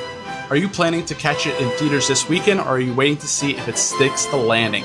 I saw it this weekend. I put my review on various platforms. My full review, though, is on YouTube. You can check it out. I ultimately like... All right, whatever. Thanks. See you later, buddy. Superman, the greatest. I'd rather watch Brad Pitt drive a fake race car So than would watch I. a guy fake fly. So would I. If I'm going to catch a movie, it's going to be F1. Now, is F1 only available in studios, or can you get that stream? Can you stream it? I don't know, man. There's all these new ways. I have no idea. You probably can stream it. I don't know. I think you can. I think maybe you can. I don't know. Let me see if F1's available for streaming, or like, is it on? I don't know. I'm looking, yeah. And I really always thought that things that were in the movie theaters were not available to stream yet. It took like what was the standard time? It took like maybe 6-7 months before then it'll start ending up on various places, but they try to get that theater run out of it for the first 6 months or so. It says you can stream on Apple TV. Hi, who's this? Hi, good morning. This is Brenda from Somerville, South Carolina. Hi, Brenda. How are you? I am great. I wanted to call and tell you guys, first of all, I absolutely love the show. I love your lineup. I love everybody that's on there, and I enjoy you guys every single morning. And how did you find out about us? I started listening during COVID. Right, but like, how did you find out about us? Like, I used to listen to you guys on 98 Rock, and now I normally just listen to you guys on YouTube. Fantastic. So you're on 98 Rock. Obviously, we got fired. They brought in some other team. So they fired us for whatever reason. Well, we messed up. The other people are horrible. Oh, I know. I heard. They're horrible. I heard they're like, it's like Nut Hut, like Zinger. You know, it's real cheese. I heard it was real cheese dick. Cheese dick. Yeah, total cheese dick. Everybody knows what that means. It's just cheese dick. It just sucks. Yes, absolutely. Well, Stupid. the extra reason for my call this morning is for Dr. Dan. I had a question and just wanted to get his thoughts, and then I'll hang up. Absolutely. Go ahead. My mom had 2 strokes back in 2021, and she has not made the full recovery. Unfortunately, she has aphasia and apraxia. It's affected her speech. It's affected her left side, and my mom is also in a great deal of pain all the time. My dad came across this place in Boca Raton, Florida, because they live in Washington State. And I was like, I'm asking Dr. Dan. It's called Institute of Neurological Recovery, and there's a doctor there. I don't see his name right now because I was waiting to call you guys. But anyways, he does some kind of Dr. Edward Kobernick, and he does some kind of injections kind of in the back of your neck. And the videos that they have on, like these people, like most of the time are recovering from their symptoms, getting their speech back, they're getting their neurological functions back for the most part. And I thought it just seemed like it looked very amazing or too good to be true. I just wanted to get your opinion or thoughts about the whole thing. And I'll hang up now if you're ready for me to go. Well, when the all right, Mama, thank you. When the left side of the brain gets damaged and you start getting problems with understanding or being able to produce speech, it's very difficult to recover. And so, if there's a rehab facility that can regain some of those things, I'd be willing to give it a try. What a great caller, Lummy. She knew that her answer was going to be somewhat her question. Yes. She knew that it would be something. So she okay, after just, going on and on and on and on, I'll politely just say goodbye. So I won't have to, counterpoint anything Dan says and politely listen to Dan's answer. So, Dan, you're looking for a woman like that, aren't you? Yeah, exactly. Just please listen. Go into the bedroom until I summons you, and I'll tell you what I would like to hear. Make a comment and wait for my reply. Right, exactly. But we saw this with Fetterman because he had a lot of difficulty speaking and getting his point across, and he would do word salad, and he would, not really seem like he was understanding what was happening. And he's recovered. And so with certain therapies, you can get some recovery. I was getting ready to say, do you think that Fetterman had like a very stringent, rehabilitation? Definitely did. He definitely had very, very aggressive rehabilitation. Plus, he's a relatively young guy. Right. So you would hope that he'd have a better chance of recovery. A 90-year-old that gets taken down from a stroke is going to have less of a recovery than a 40-year-old. And he recovered from a stroke, right? He had a stroke.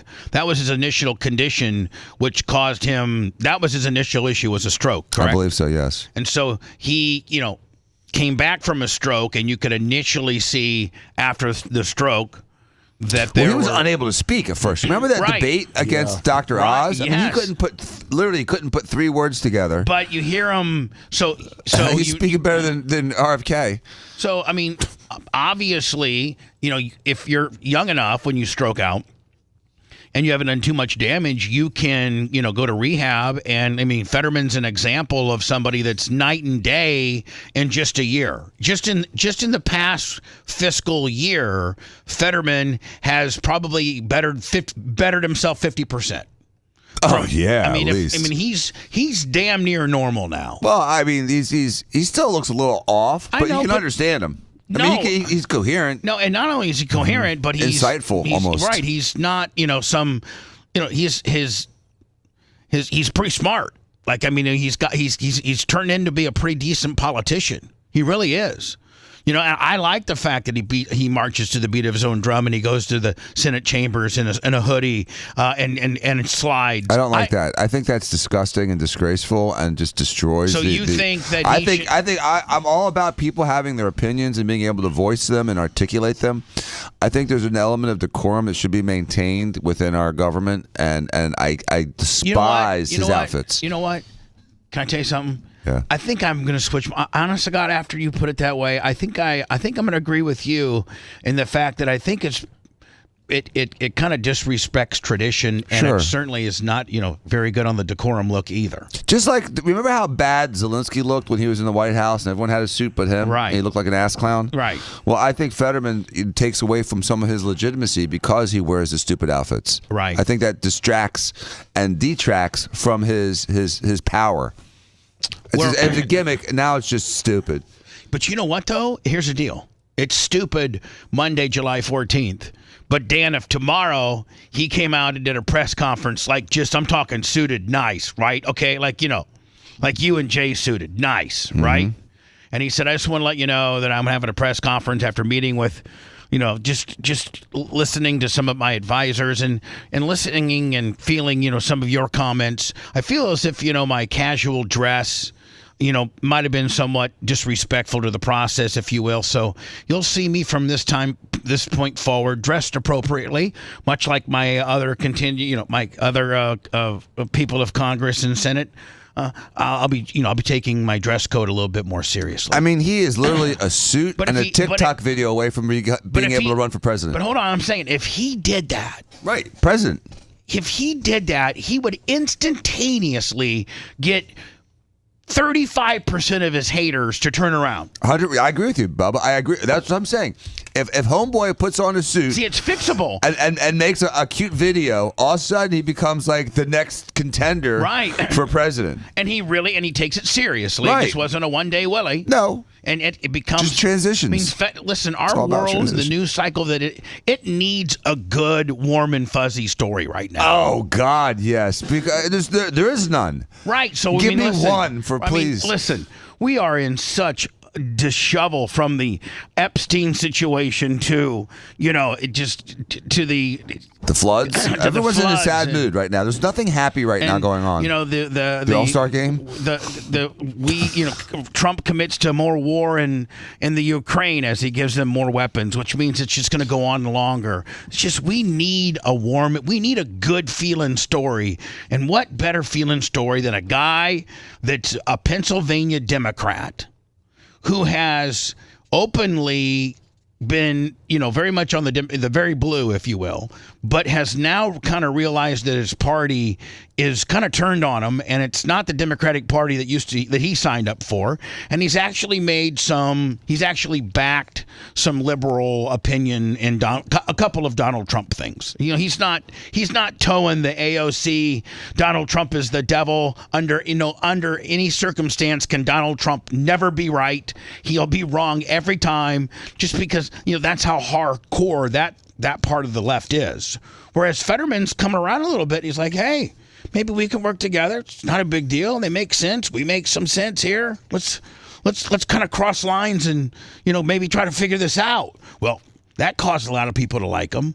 But the one rap on him is he wears basketball shorts and a hoodie, to almost everywhere in Congress, right? Like all the votes and all the meetings, and like that's what he wears, right? I've never seen him dressed up.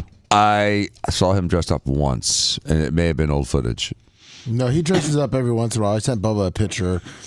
He'll put it on occasionally. But here's the deal: when he dresses up, is it all disheveled and it looks, like? I mean, does it look like one of the Diaco? No, it looks like a high school kid first time in the suit. Hold on here.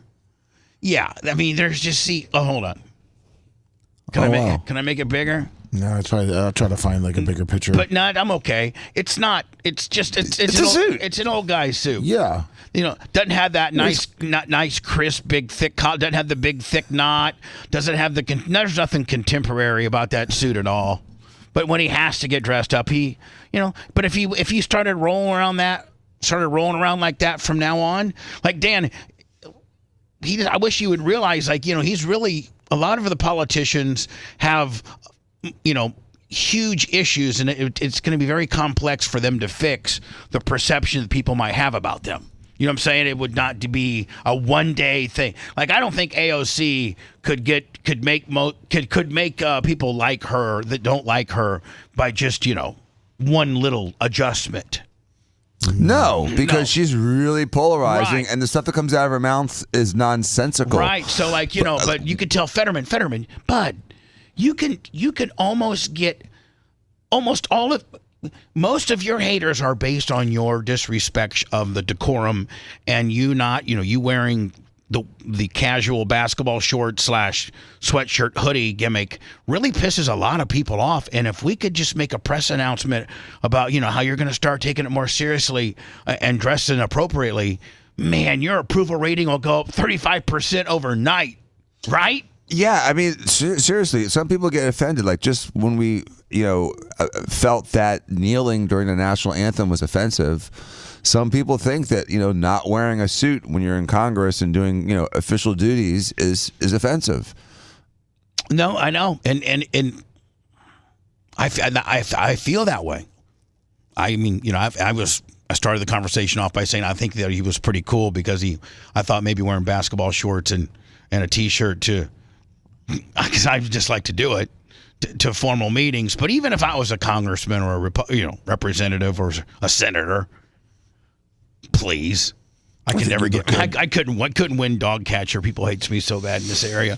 So what I'm saying, Lummy, is if I would have to wear a suit every day, and I'd wear a suit and tie every day. So if you were the mayor of Tampa, you'd wear a suit every day? No, I didn't say mayor of Tampa. Okay, I wouldn't. No, the mayor. If I was the mayor of Tampa, wear a tie. I'd dress up. I'd have I'd have a suit maybe with no tie. Yeah. I'd dress nicely during the hurricanes. I'd wear that little, like windbreaker. Yeah, exactly. Exactly. You got it, Dan. If you liked that segment, then you'll definitely like the new redesigned BubbaArmyHQ.com. We'll be back to the Bubba the Love Sponge show after this.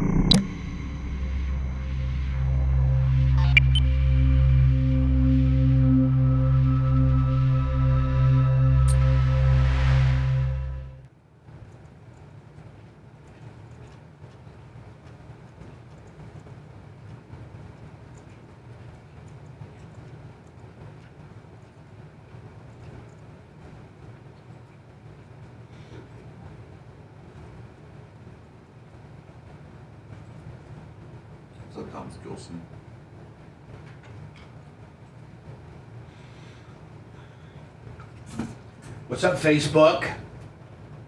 I'm going to put what's up, Facebook. What's up, Facebook?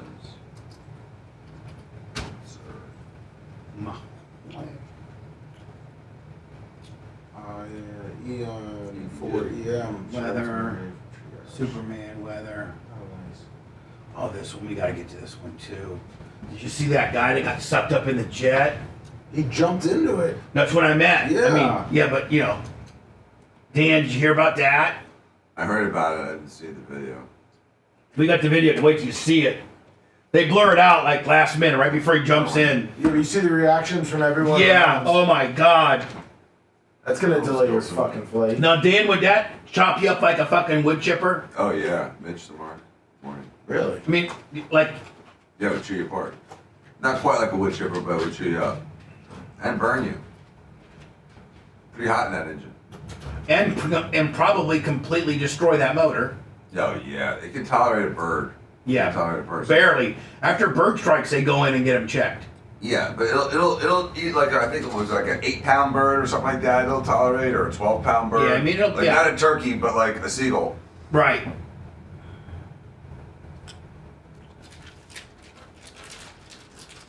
I think that was a problem with that flight, the New York flight, the Sully flight. Yeah, I think they hit a bird. It was like a goose or something big. Bird. They call it bird strike.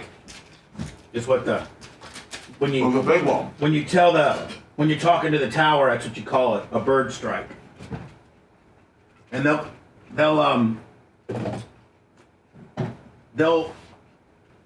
move all traffic for you to come right back. Yeah, I had a bird strike me last night. What do you mean? I'm playing catch with Danny, and a bird just like attacked me, grabbed my hair, and started pecking at me. What? Fucking mockingbird. No fucking way. Swear to God. All right, we got to talk about that. What the fuck I did? How many times? Just once, but he was on me for about 5 seconds. Wow. It startled me. I was like, what the fuck's going on? I thought it was a bat or something. It was right at dusk. It probably was a bat. Danny said it was a bird. And then I saw it fly away. It looked like the mockingbirds. They're like kind of grayish brown with like a white patch on the wings. They're around right now. They're dicks.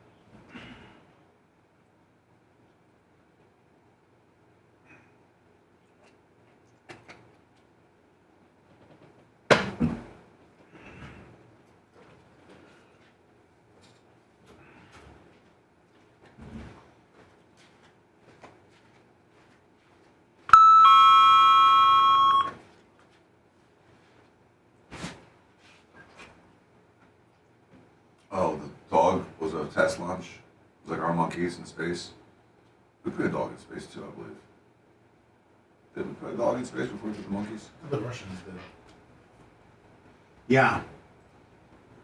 And he died. What's up, Sam? And you know, think about it. He died. Yeah, the Soviet Union put a dog up there. So, like, think about in today's world. Like they would flip the fuck out if you. We probably need to talk about this. Like the cosmonaut dog. Like, Dan, right now the world would flip the fuck out if a country sent a live animal, like a little dog, to space, knowing that the motherfucker is gonna die. Yeah, I think you're right. I mean, today, yeah. We have robots now. They said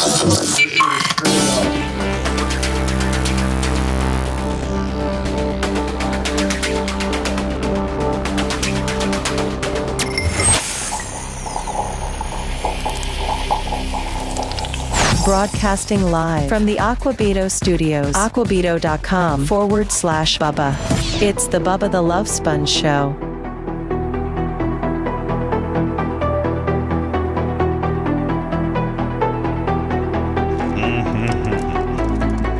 Seth Kushner is elected to take today. It's a personal day. No, I've known about her for a while. Lummy's taking some time off. Yes.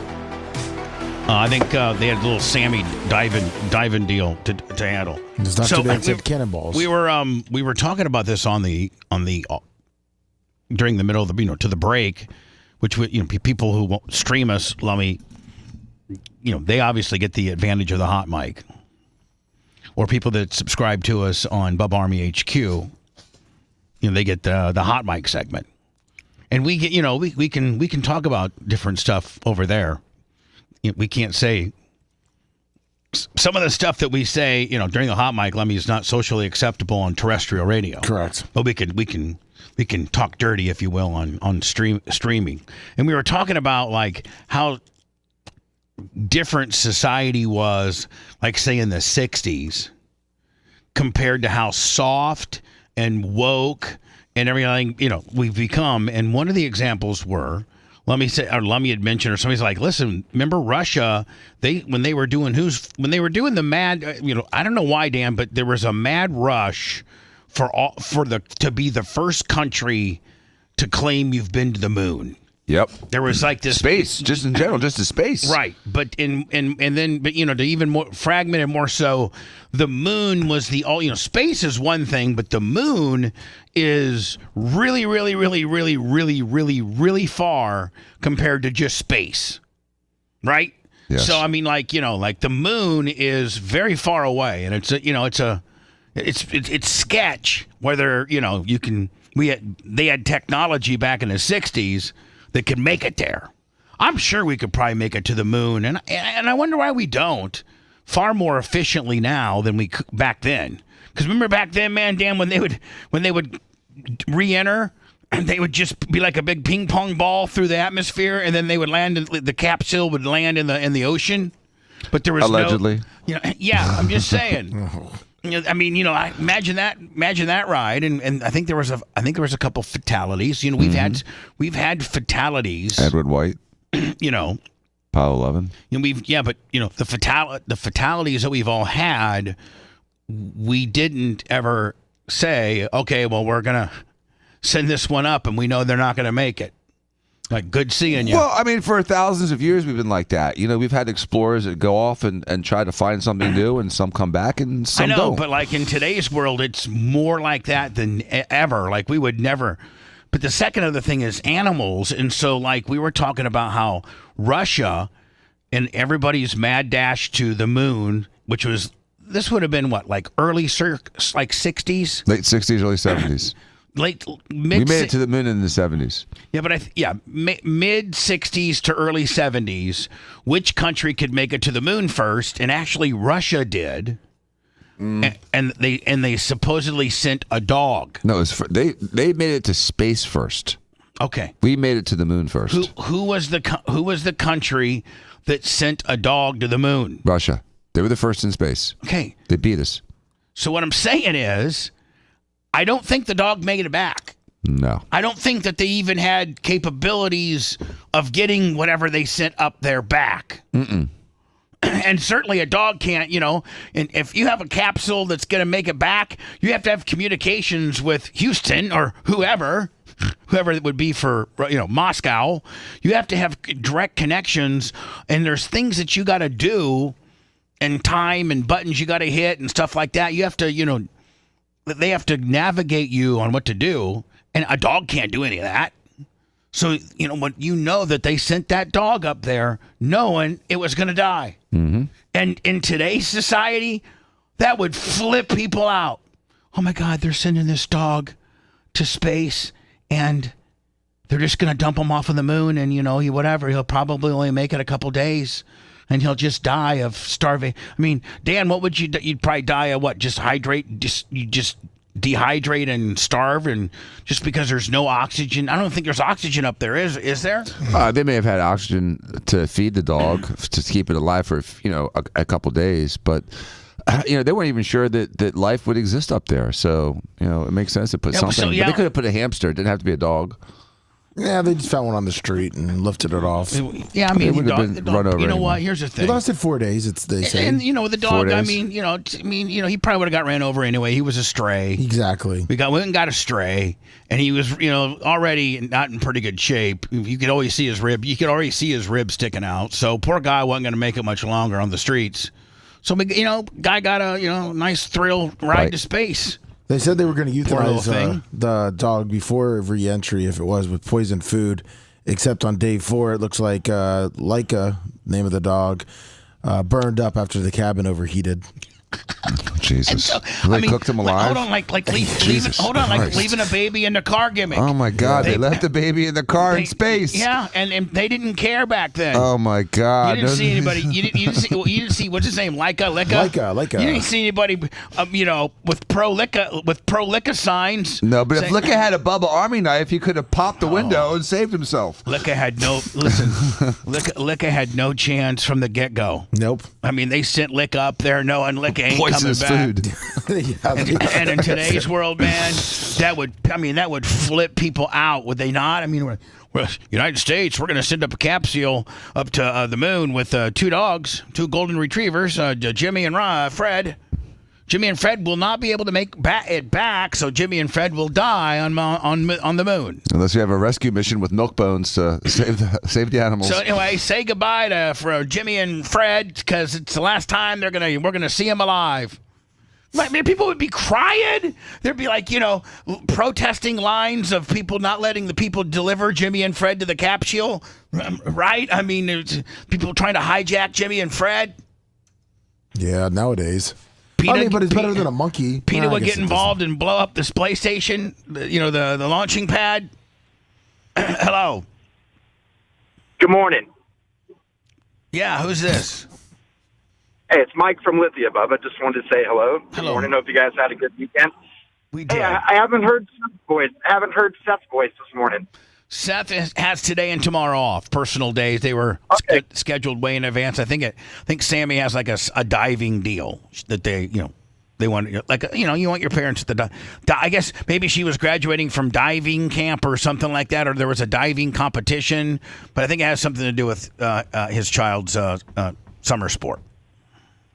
Okay, good, man. Hey, just wanted to make sure nothing happened to him. No, he didn't flake out. He didn't flake out. He's good. But Lummy, great question. I'm sure maybe a lot of the Bubba Army's thinking that. Because, we haven't really addressed, like I think every break maybe I've addressed that. Seth, Yeah, you have. Okay. Mm-hmm. Yeah, when we started off. But we're not, we're not making it a large deal. This guy just wasn't listening.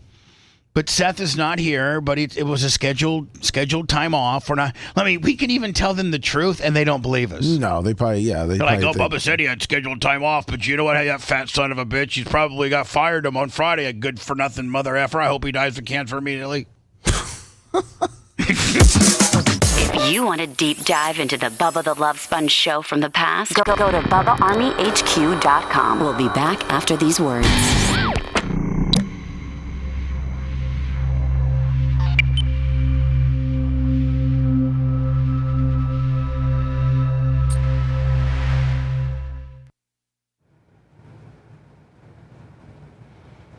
The twerking. Then we probably got to get into your story. Yeah, we probably need to get into that here relatively soon. Oh no, is Beers at the center of a lawsuit? Who? It says his Beers at the center of a lawsuit. Yeah, his beard. Not. I think it said Gruden. No, it said his beard. That guy's partying. So I'll go through these. Sounds good. These stories, these quick ones here, and then we'll break with me teasing Hogan wife, the Hogan wife deal. What are you talking about? I'll tease it showing that graphic right there. Lum. This little rain story, just the meteorologists are just so scared. There's nothing else to talk about. Watch us. I don't like the meteorologist people. No, meteorologists are fucking slimy. They're just looking for anything to fucking get clicks during the summer. That's why Bubba Wendy's so good. Bubba Wendy just says it like it is. That's right. Bubba Wendy will tell you when to be worried about something.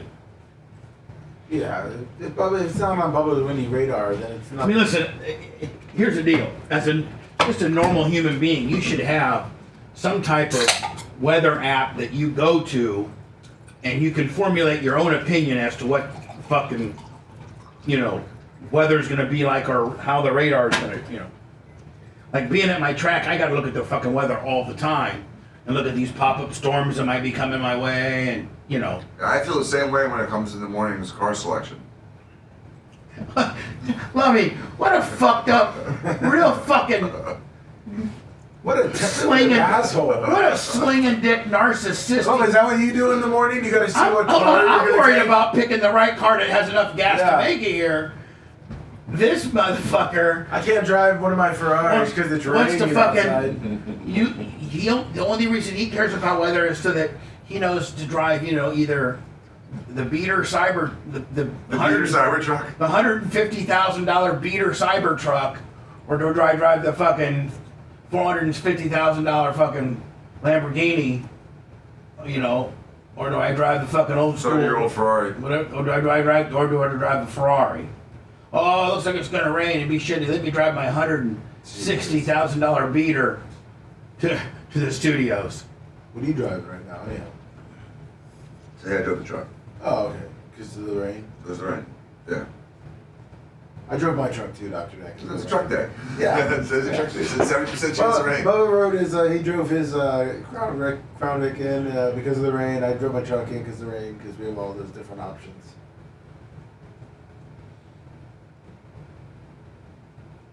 Jeez. It's a good problem to have.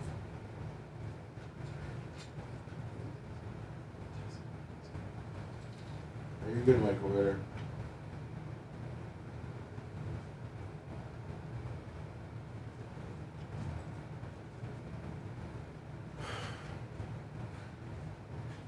PayPal, Venmo, Cash App haven't gotten shit today, motherfuckers.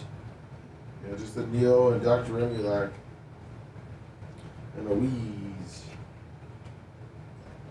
All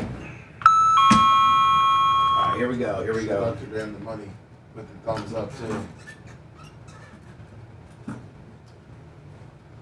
think I need to put chains on my tires for the rain. That would be perfect. You should put little floaties around it, too. Like the old helicopters used to have on the landing gear. And they're sitting out there.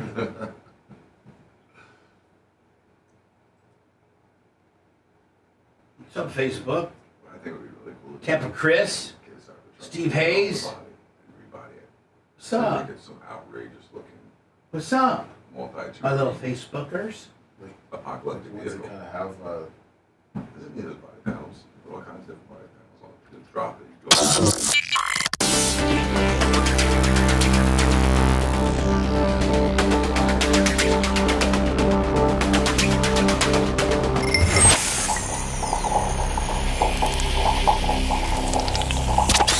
Broadcasting live from the Aquabedo studios. Aquabedo.com/Bubba. It's the Bubba the Love Sponge Show.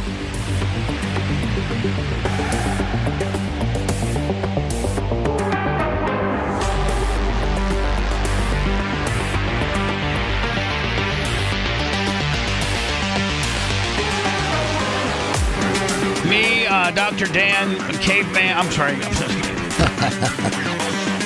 Macho Man and Lummy here today. Seth is got a day off to have a family vacation with his lovely family. So there's, I guess, a big storm maybe coming this way. They're predicting it. I think it's a bunch of BS. Bubba Wendy hasn't really looked at it. You know, but maybe I need to put my eye on it now because it's buzzing around that it could potentially be a thing. Aaron Griffin, $20. And they're saying that the thing that we might get involved with might go over to Texas. Might. Like, are they saying that? Like, what's going to screw with us is also going to screw with Texas too? Yeah, supposedly. That's what they're saying. I think it's a bunch of scare. They're doing mass evacuations for flash flooding in Texas on what looks to be a tropical storm that's going to hit Tampa. That probably will have no impact. I've not looked at the radar yet. But if I don't know of a storm that goes and hits us and then bounces back over and hits Texas. I mean, like it either comes in and gets grounded up with Florida, or tracks. Like very rarely do they say it's going to hit Tampa. Oh no, I mean it's going to hit Texas. Like that's a 90-degree turn, isn't it, Dan? Or is that a 45 to 45-degree turn? No, it's 90. No, is it 90? Yeah, it is 90. It's completely 90. No tropical storms get into the middle of the Gulf and say, which one am I going to pick, right or left here? And then just go. Bubba, it's starting. It's supposedly in the Atlantic. Okay, hold on. We're watching. Maybe I should shut my fat mouth, and maybe we should see then, because I got some stories. The tropics and a system that could mean lots of rain for the Bay Area. Could be. Meteorologist Colleen Campbell is here with the latest. Hey, Colleen. What's up, Colleen? Hey, Emerald. Definitely a lot of rain all the way. It's going to start tomorrow evening, although we could see a few downpours right around lunchtime. But most of this tropical moisture on the way to us will arrive for tomorrow evening, and then another round on the way for Tuesday. And yes, So tomorrow evening, this was yesterday, Lummy, so that would be tonight and Tuesday. Yes. So we're getting hit with two different waves, supposedly? Is all relative to this yellow blob that we have here in the Gulf. So it's not even a storm, it's just a glob. Whoa, no. Like so you see that So X, we see the have- X? That's what they're saying is going to develop. Yeah. Oh. Well, the blob is where they think it's going to go, and then that's where it will get developed. Hold on, they saying is it going to cross land? Yes. Oh, it's coming that way? Yeah. So but do you see the percentage of So hold on, no wonder Texas is a little bit scared because they're hoping it might. They're thinking it might go through us and then get maybe more steam going once it gets back in the Gulf and then keeps trucking to Texas. Yeah, but do you see the percentages of a development? No. 0 and then Not 20. received. There's two big numbers in the top right, Bubba. So this is 0% chance of development in the next 2 days. Yeah. And only 20% in the next week. So if it doesn't develop, do we just get rain? Yeah. Yeah. Any major update with that? You now notice that X on the screen, that's that disturbance that we pointed out to you earlier. Disturbance. Mm-hmm. So we're flipping out over a goddamn disturbance outside of Jacksonville? Yep. In our 6:30 show. A disturbance. So they just have that place there so you can get it better. Bubba Wendy says, man, we're going to get some rain and that's it. Remember 4th of July weekend, we were supposed to get like 27 inches and a tropical depression? That didn't happen. Listen, Bubba Wendy's going to go out early on and say, we're not, you know what, we're going to get some rain. That's it. We're going to get rain. That's it. Maybe a couple little wind gusters, but nothing, nothing to freak out about. Idea. Go buy water, an extra generator, Have gas on hand. Have gas, supplies. Where we're looking at, just off the southeast coast, nothing has changed. You know what? Here's what you need to do. Make sure this is because you never know your windshield wipers are broken until you need one. You know what? Check your windshield wipers maybe today. Because, nothing's worse. I've had windshield wipers fall off before, and it's just a metal rod going against scratch your glass. I know. Trust me. My glass, it was one of my beater cars. Oh, it scratched the hell out of it, Dan. It put a big old etch-a-sketch in it. Mm-hmm. But, be a good time to check your window wipers. That's about all I'm telling you. Still make sure you don't probably pour any concrete in the next couple of days, right, Lauren? Yeah, that's right. No potential for development, but we're going to dive into this a little bit more when we get into the full forecast and show you what we're looking at. This is all they need to worry about. We're getting 3 to 5 inches of rain. That's it. Models are continuing to become in better alignment, but we do have a weather impact alert for you guys, and we have this for Monday, Tuesday, and Wednesday because we are expecting heavy rain with this system as well as flooding. All right, get out of here. Now, I think this is how Texas is reporting it. I just showed you how Florida was reporting it. This is how Texas is taking it down. Thunderstorms in central Texas are producing heavy rain that's triggered flash flood warnings for many of the flood-ravaged areas. The heavy rains temporarily halted recovery efforts today. The death toll from last week's flooding has now risen to at least 129, and more than 150 people. That guy got a winter coat on? It looks like a 15-year-old suit, dude. I know what I'm saying. It's thick. It looks velvet. It's double-breasted. Looks corduroy. 3 buttons. That might have been good with back in 74. Jesus. But now, come on, brother. It's a horrible suit. That's something that's something you'd bury your great-great-grandfather in. No, I wouldn't. I have more respect for him. Ivan Rodriguez has more on the weather and recovery efforts. All right, let's just make a Civil War coat out of that thing. Heavy rain Sunday pummeling parts of central Texas, already reeling from last week's catastrophic flooding.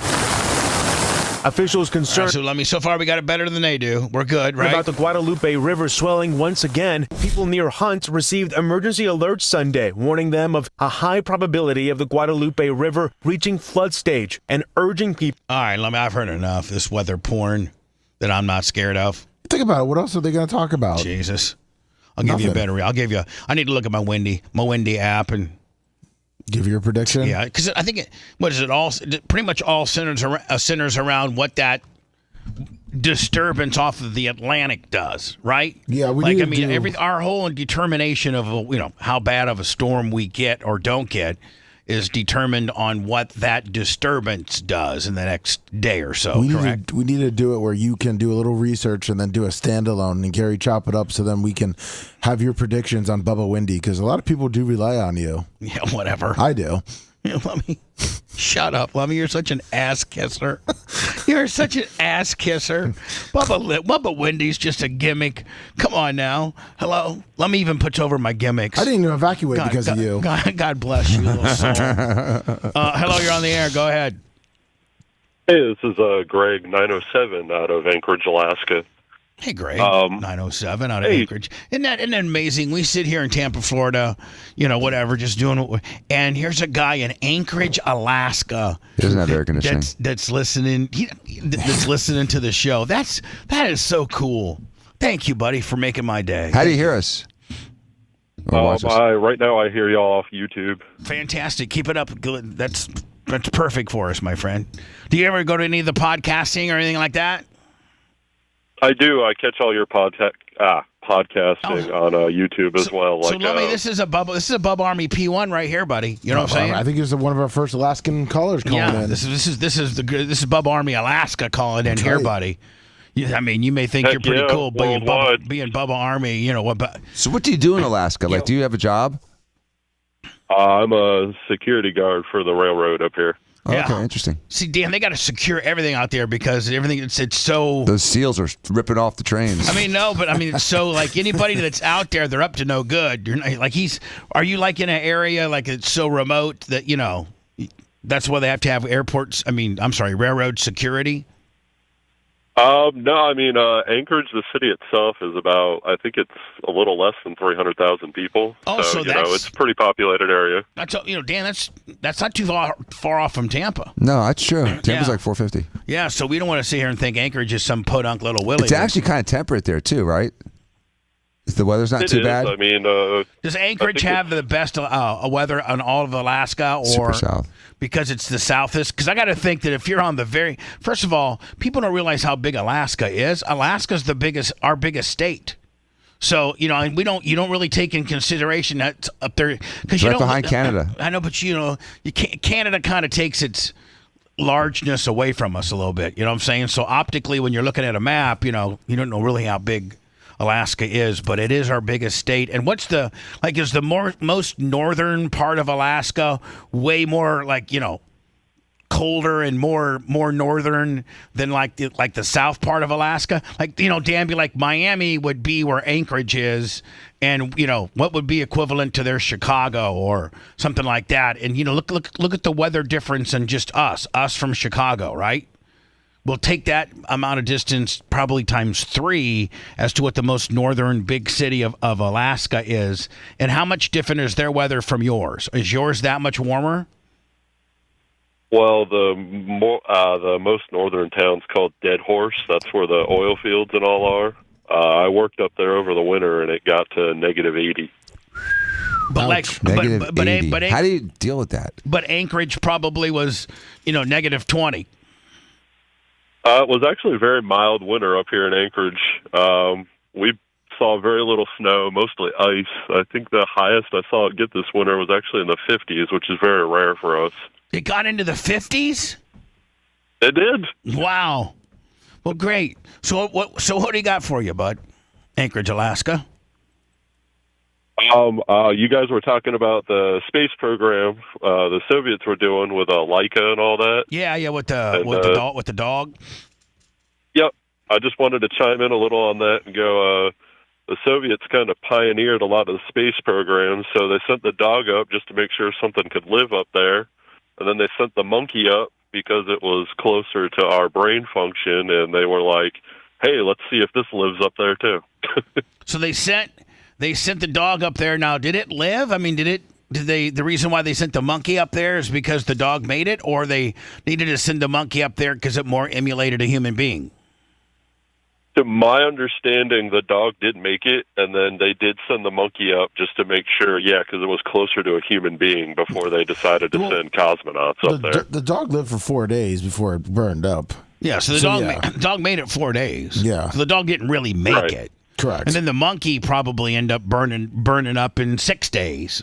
Or so, right? I mean, the monkey didn't make it inevitably long term, right? No, I don't think it came back down and hung out. Right, yeah. They weren't adding all the shielding and all they had when they started sending humans up. It looks like the Russians' monkey died and the United States monkey lived. Did we bring our monkey back? Abel and Baker were launched by the United States and they lived. No, but so we capsuled them back, right? Yes, we did, yeah. Which shows you that the space program is nothing more than just a party ride. It really is. All right, my man. Thank you for the insight. Hey, no problem, and I appreciate listening to you guys. You guys are awesome. Keep up what y'all do. Thank you, buddy. Appreciate it. Yeah, just like those 4 women that went up and thought they were like badasses. They were just it's a circus ride. Yeah, but hold on. Now today going to space is even more a circus ride because you're just barely going like in the Bezos / Elon, whatever where they send, the penis rocket, the Bezos penis rocket. What was they send Kim Kardashian and the one that the bitch Katy ride, Perry, the last bitch ride. Yeah, Katy Perry. And they literally go just barely outside of our atmosphere, right where the beginning of space starts. Well, the gambling ship doesn't go 20 miles offshore; it just goes as far as it has to go. I know, Dan. But if you really want to, throw your dice in space. So I'm just saying, man, nobody's really going to space, and even the space station, I forget is really, really, really far from the moon. So we're just we're kind of moving backwards in space exploration, right? When I was a kid, someone was giving the metaphor about how difficult it is to get to the moon, land on the moon. They said getting into space is like throwing a baseball at a car. Getting to orbit the moon is like throwing a baseball at a car and getting it to land in a cup. Landing on the moon is like throwing a baseball at a car and getting it to land in a cup with the laces a certain orientation.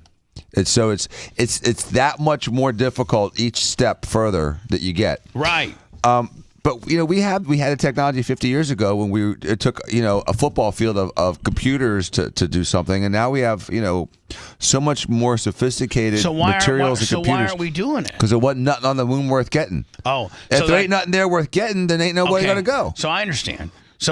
now. So the reason why we don't go to moon is because we've been there and we determined that there's no value. Except that space station that's embedded in the center of the moon, according to some people. But yeah, there's nothing there. Right. It's useless. China feels different because they're building a whole base up on the moon. Yeah. Now, atmospherically, can you live on the? Can you when you see the? I guess for the people that we thought whoever we've seen on the moon, whether it be a Russian astronaut or our astronaut, they're not just in shorts and a shirt. Like they got a big space suit on that's pumping all kinds of different. They're not.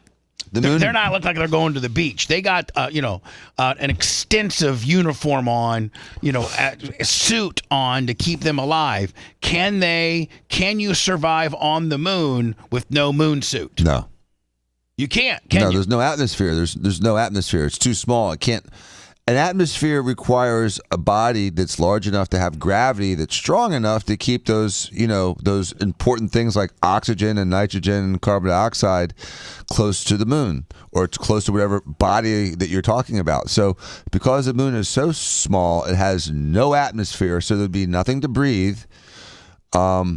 You wouldn't be weightless though. You'd still stick to the moon. But so anything that they build on the moon, they're gonna have to build it so that it's a bubble with its own ecosystem and its own ability to keep people. It's the mechanical aspects of what kind of machines you have to build to be able to make it livable inside of a community. Right. Right. Now the question is could we do something on Mars to build an atmosphere?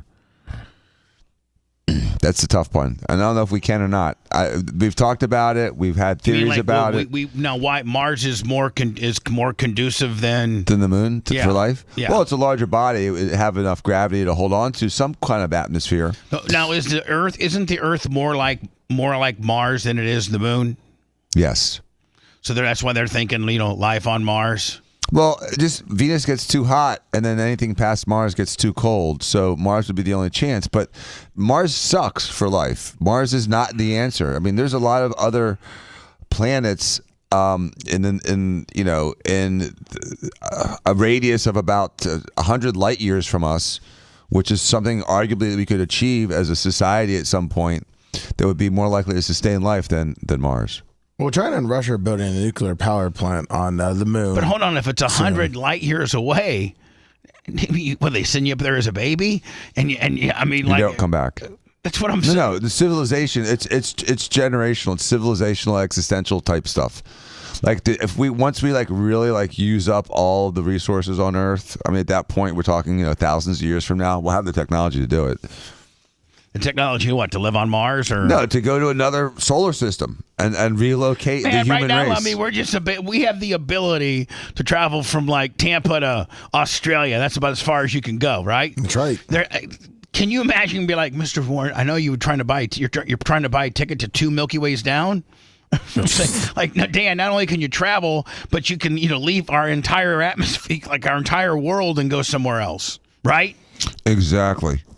And we should use our technology to try to, fix our own problems instead of trying to, pollute another planet. We want to go to other. Yeah, I mean, our planet's so messed up, and we hate each other so bad that we have to find other planets to go so we can get the hell out of here.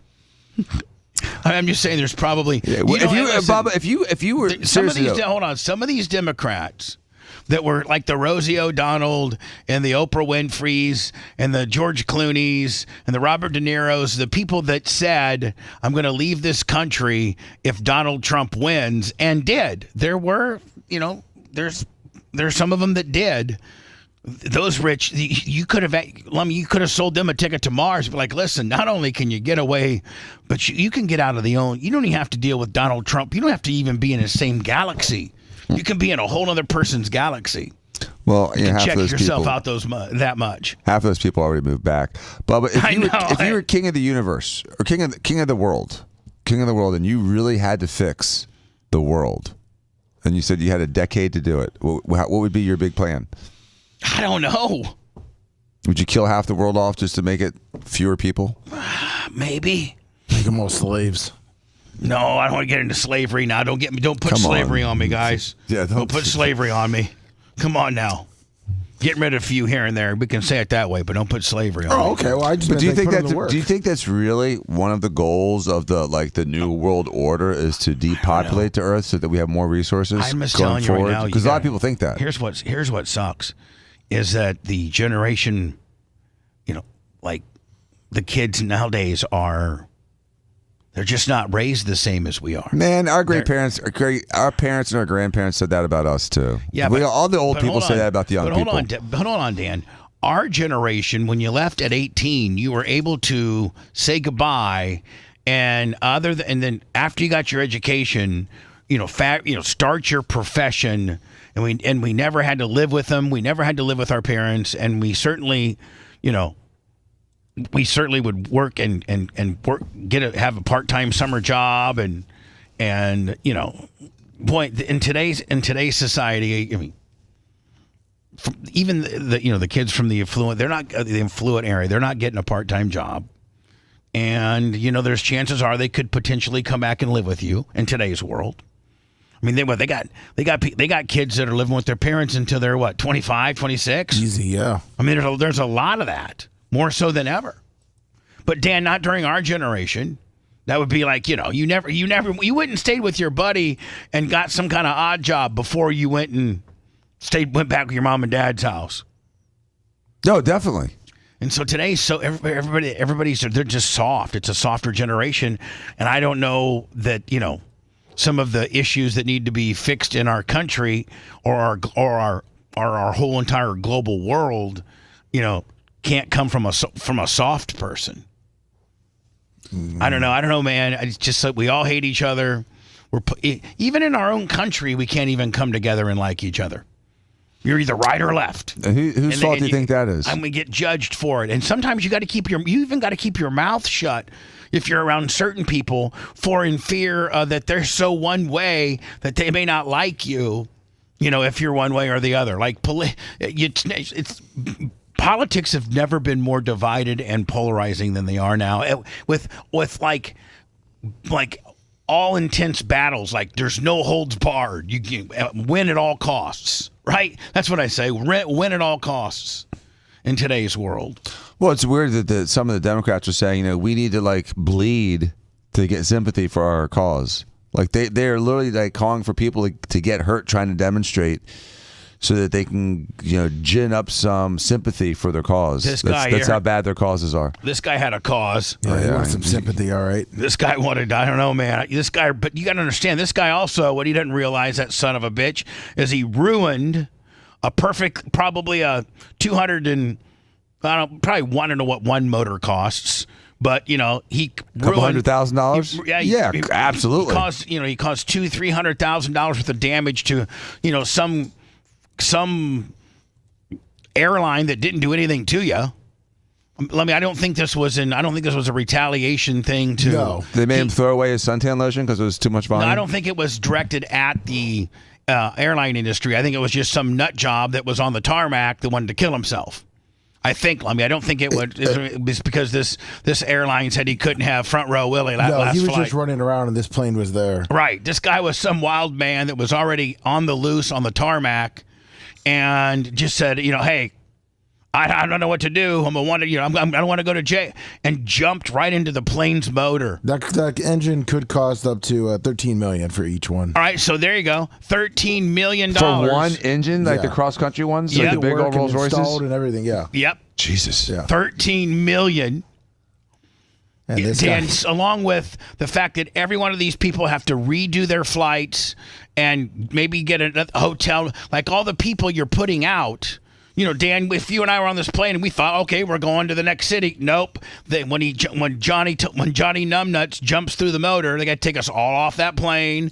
Then they got to find us new planes to get on because that plane can't get fixed anytime soon. But I'm sure some people don't want to fly after that. Some people probably threw up on their people in their row. The mental anguish of kids that may have seen it. I mean, as I play it, you'll see people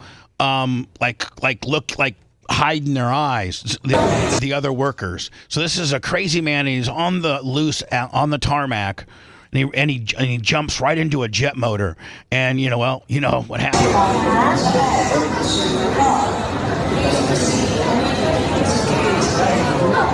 He goes and he jumps against the right side motor and kind of bounces off of it, but it's just the outer skin of the motor. It's not the intake or the exhaust. So if you were thinking, Lummy, he would just jump into that one right there. Yeah. But he wanted to get, I think, kind of a little bit of a head start. And you can see him kind of sizing up the other motor, so he goes around the landing gear. I feel like I've given Zeppelin play-by-play. So he goes around the front end of the landing gear, and then all of a sudden jumps in, literally jumps in the motor. Look at all the other bag handlers. They all got their hands on their heads saying, oh, my God, what happened? Oh, my God. Human chili, burnt human hot dogs. If a human being jumps into a big-ass jet motor, and it's blurred out so we can't see it, but we could certainly see him. I mean, it was plain as day. Look, let me. I'm going to play it one more time. Superman he had some moves that Superman would be jealous of. Right here, ready? Watch.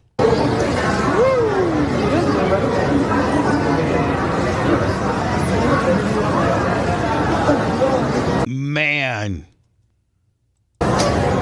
Think about Dan, what happened? Part of him fell back out the front. It did, yeah. That's why they're blurring it. It didn't all go through the engine. Just part of him did. So he got probably chopped in half. Probably got halved, and the motor couldn't take it, so the motor spit it back out, and you got his, whatever half on one side, and that's even more traumatic, right? Mm-hmm. Then it would have been far better if that would have made chili out of him, and he just would have came out. But now he's Johnny in half, right? Which is more visually just horrible for these poor people to have to see.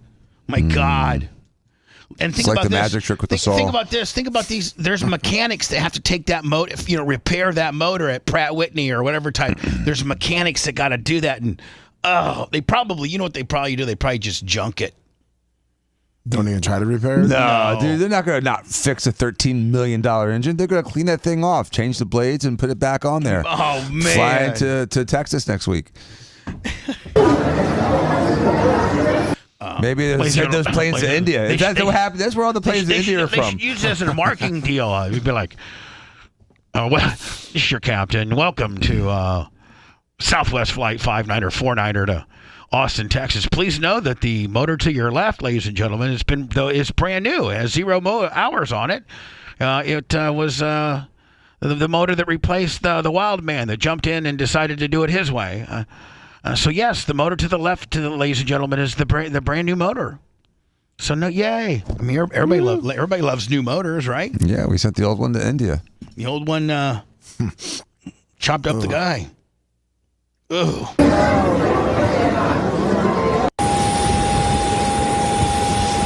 Yeah, part of them didn't get This shows you the other angle of it. See, if he went through an international flight's motor, it would have sucked him all the way through.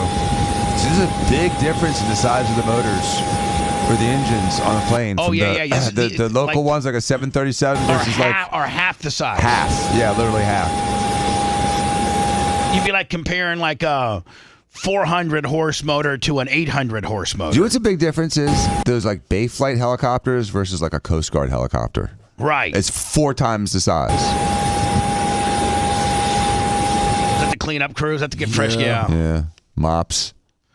Oh, think how horrible that would be. It would be. To clean that up. I'd come in with just straight brake cleaner. Brake cleaner cleans up everything. A pressure washer and brake cleaner? Yeah, pressure washer and brake cleaner. And I'd be okay. But, here you are, the mechanic, you're taking away one of the fans, and there's brain matter right there.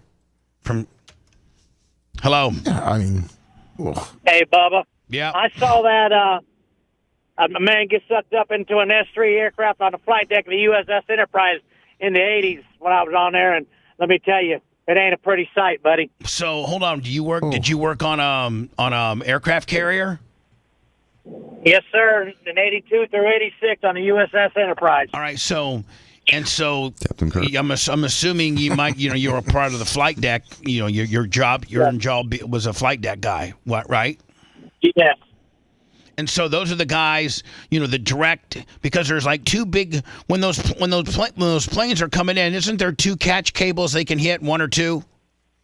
There's 4, Bubba. Okay. There's 4 across the angle deck. Right, so they catch, but now and that really yanks the hell out of them once it catches. But then, were you ever on one where they missed all 4 and they went into the ocean? You got like 37. Yeah, went into the tank right off the end of the angle deck. Yes, sir. What's the captain do at that point? Does he really get mad as hell? Have to back the boat up, and you got to take all that out? well, yeah. They jettison out of the aircraft, and then they friggin' everything just falls into the drink. Does the pilot get in trouble? Like, listen, you jackass, you can't be a pilot anymore. You just crashed one out, bitch. Yeah, well, you got probably $100 million F-14 or an F-4 Phantom, Yeah, I know. I guess so, but.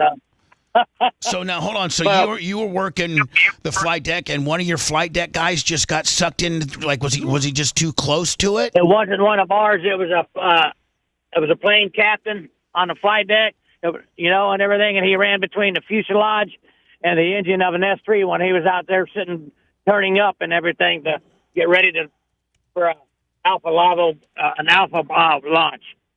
right in front of the island structure. And the guy was an E5 second class petty officer. I guess he had his head in his rear, but he ran between the fuselage and the turbine, just sucked him back up there and made him look like stewing beef. I mean, did the body get spitted out? I mean, did it get dismembered? Like, because here's a guy that's actually seen something like this. I'd like to get his get his information. Go ahead. The upper torso is spit back out, but for the most part, the lower part is pretty much chewed up. All we did was shut the aircraft down, put him in a big, giant black Ziploc bag, and brought him down to medical department, and then we hosed the rest of him off the side of the flight deck and went on with flight operations. Jeez. And they shipped old boy home, right? Oh, yeah. Well, we had to float around out in the middle of the Indian Ocean for like a week, because we were so far out, and but they kept him down in the freezers by the lunch, the chow hall. Yeah, in the cafeteria. So we got close enough to shipping. Yeah, so they had him froze right next to their chicken and French fries and stuff. So, because you mean the guy? Hey man, pretty much. Thank you for your first-hand account, buddy. I appreciate it. Thank you, brother. Have a good day, bud. All right, no, thanks. I don't know how anybody these kids nowadays think that they everything's taped. Like, you can't walk up to a cop car. They got so many cameras on that, and the cops have their own body cams, and you can't. So when you see a cop car with no police officer in it, man, this isn't you're stupid not to know that you're going to get caught. It's like doing something on the balcony when you see a Ring camera. Yeah. Even though no one's not there, that Ring camera's recording your stupid ass. One of them climbed up on the push bumper and began to dance on the push bumper. And then another 2 females came walking around the other way as well, climbed up on the side of the car. This is on top of a squad car. And this is the squad car's camera footage catching all this. The cop is in one of the stores or, not nearby. One was standing about right here, standing on, and look at this girl. The one girl is full blown up by the windshield wipers, like hunching the mirror, like hunching the dancing on the hood. Now, for these fine young ladies, what on earth do you think? I mean, how are they raised? What's the upside too? Like, what are you getting at? We're talking about this next generation. This is the next generation. Yes, it is. Raised by a bunch of we've raised a bunch of animals. They don't think they're getting recorded because the people that did my Airbnb dirty, they were 19, 20 years old. And they didn't understand about the cameras either. No, with the dumbasses. body cams. Our generation is so stupid. They don't even know that, in police cars and Airbnbs, they got cameras that document your behavior, you idiot. And then another one then climbed up on the wheel and then onto the hood of the cruiser as well. There's a small dent and a little crease here. You can see that we didn't decide to fix that at this point in time. And then there was a pretty significant scratch that was about probably from here to here. Okay, Johnny Cop, whatever. You were able to somehow get back. Yeah, let's get back to this footage instead of you giving me the damage of your vehicle. Come on, buddy. We got to get back to the good stuff. At least one or two of the people who were doing this.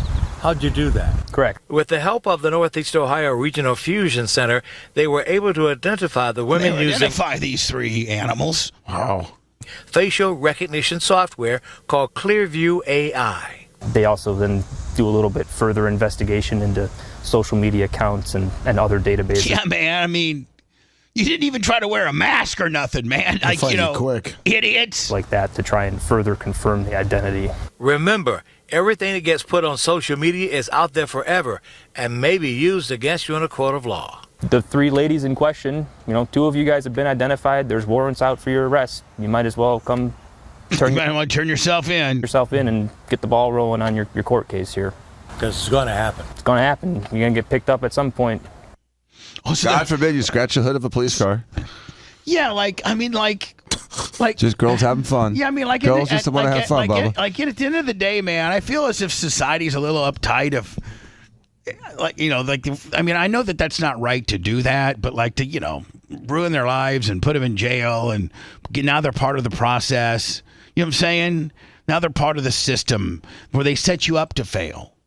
Where they take, And there's 2 types of dancing on a car. One's to destroy it, and one's just to dance on the car. They were just doing that to dance on the car. They weren't trying to destroy the car. They were just having fun. Yeah. And then the one, there's stupid but fun. Now there's people that dance on cars in like a mean rioting type motion. Yeah, like stomping on them and stuff like that. That's different. Yeah, that's different. But I got throwing rocks. Got a couple old girls who had a little something. Throwing their ass around. Okay, you know what? God bless them. Put them in charge. You know what? It's 1/3.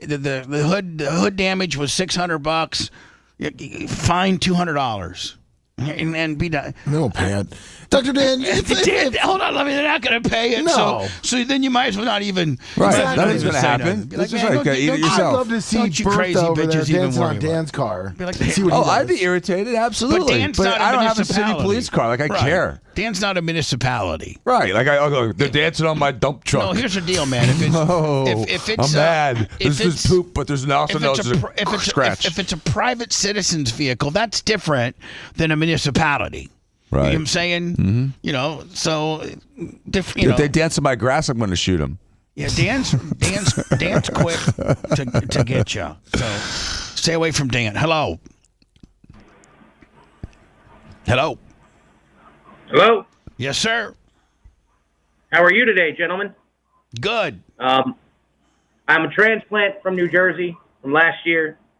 I found you guys on Howard Stern years ago.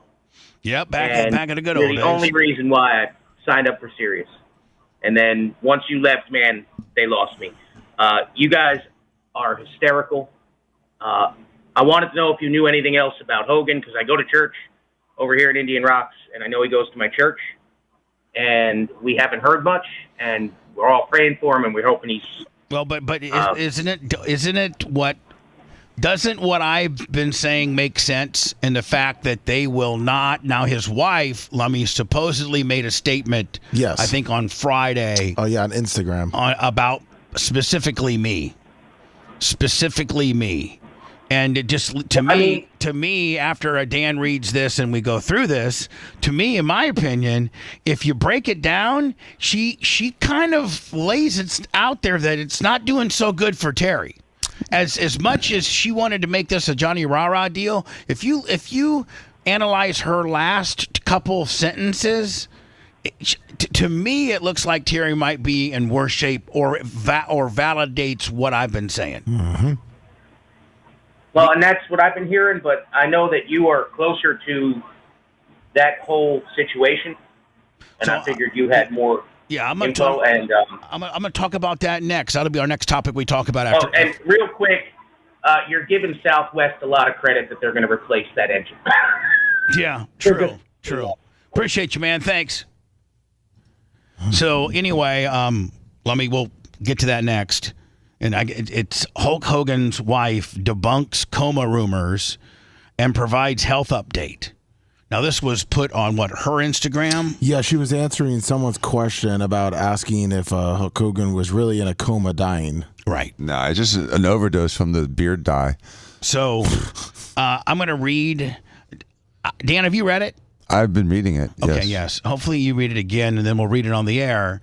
And then because I want you to break down the procedure that they talk about a procedure. I want you to break that down, and what that maybe that leads to what I've been saying. Maybe it doesn't. And we'll break down. I think, in my opinion, that it validates exactly what I've been saying. He's not necessarily in a coma, but he's pickled. Right. Exactly. So we'll get to that next. You're listening to the Bubba the Love Sponge Show. If you want 24/7 on-demand Bubba and the crew, go to BubbaArmyHQ.com. The Bubba the Love Sponge Show will be back after this.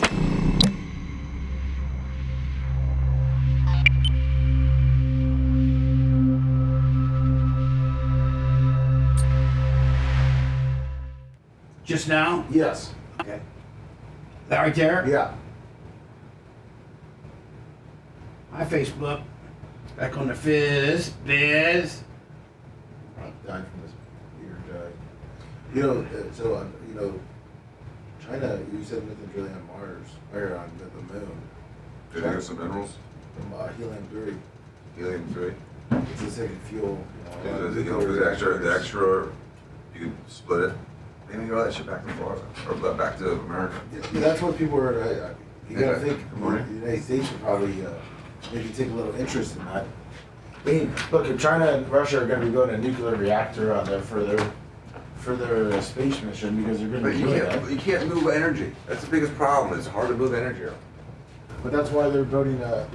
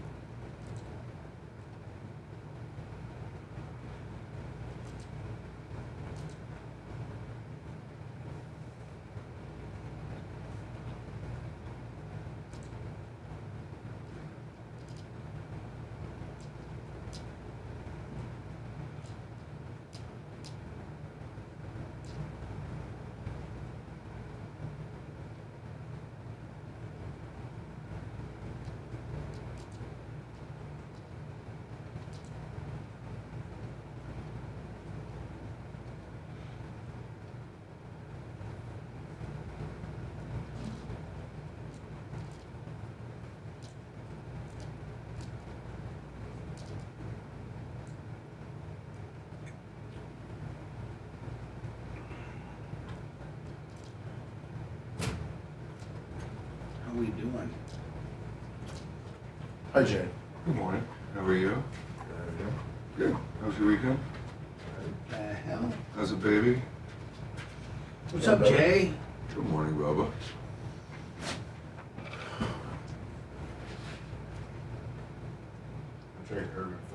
How was your weekend, bud? It was good. I have to take it easy. I tore my rotator cuff in the pool with the surgery. That's right. So, but I think it's a non-surgical PRP type thing, but I got to convalesce for the next, I don't know, 3 months, which fucking sucks. Looks like we got put up a little bit on the front, smaller gimmick. Did you see it? Yes. It was big for about 5 minutes. I was? Yeah. What's up, group of lips? Between that Self-separation. 7 and 8.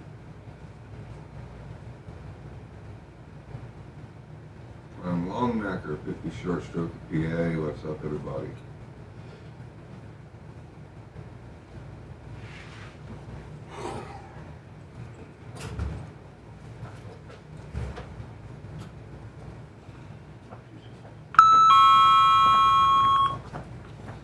Dan's walking right back in, Carlos.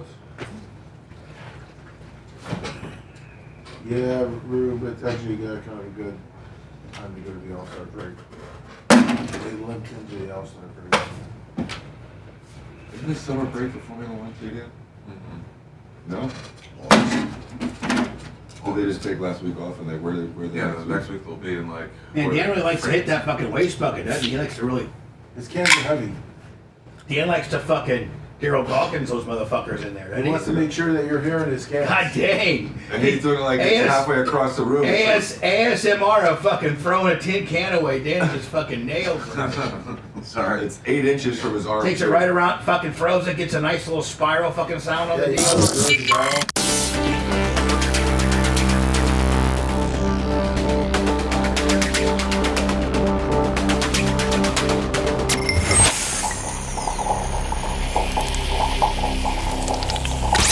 Broadcasting live from the Aquabito studios, aquabito.com/Bubba. It's the Bubba the Love Sponge Show.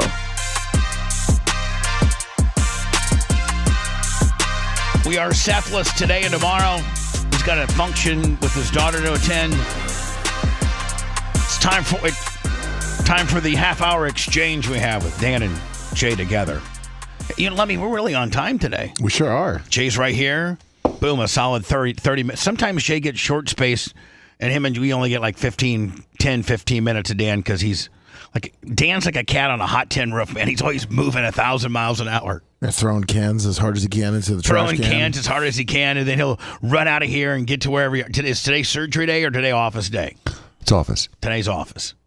Is there are surgery days more funner than office days?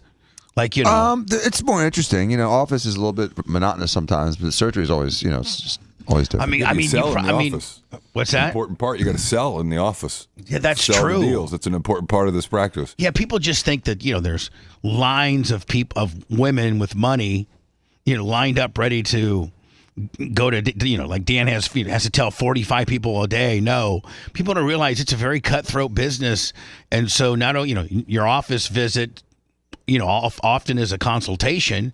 And at that point, Dan, you kind of turn into a little mini salesman into your procedures and how good or, the results that this person would probably like, and while being a salesman and not them getting sticker shock or, Dan, do you ever get sticker shock?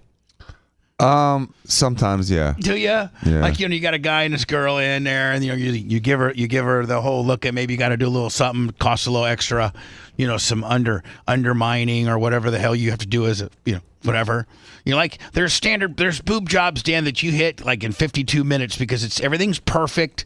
She was a perfect candidate, had the perfect size implant, bam, 50 hour. Right? Mm-hmm. And then there's some there's some that you gotta, take a little here, take a little there. And next thing you know, it's a 3-hour deal. Yeah, those tend to be lifts, but yes. Or redos, because you don't know what you're gonna find until you're inside. But it's a big black box. You gotta be a little bit of a salesman, don't you? Yeah. Absolutely. Otherwise you'd starve. Even your girls have gotta be little salesmen. Yes.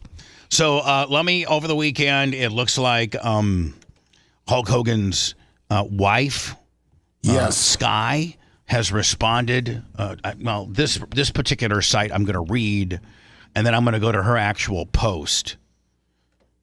And then I guess Hogan's getting sued for $10 million. Yeah. For I don't think he's getting sued for $10 million. No, I think the beer company is getting sued for $10 million, and more importantly, the two people that developed the brand supposedly stole it from another beverage company that was in talks with Hogan. Like, it's pretty specific. Interesting.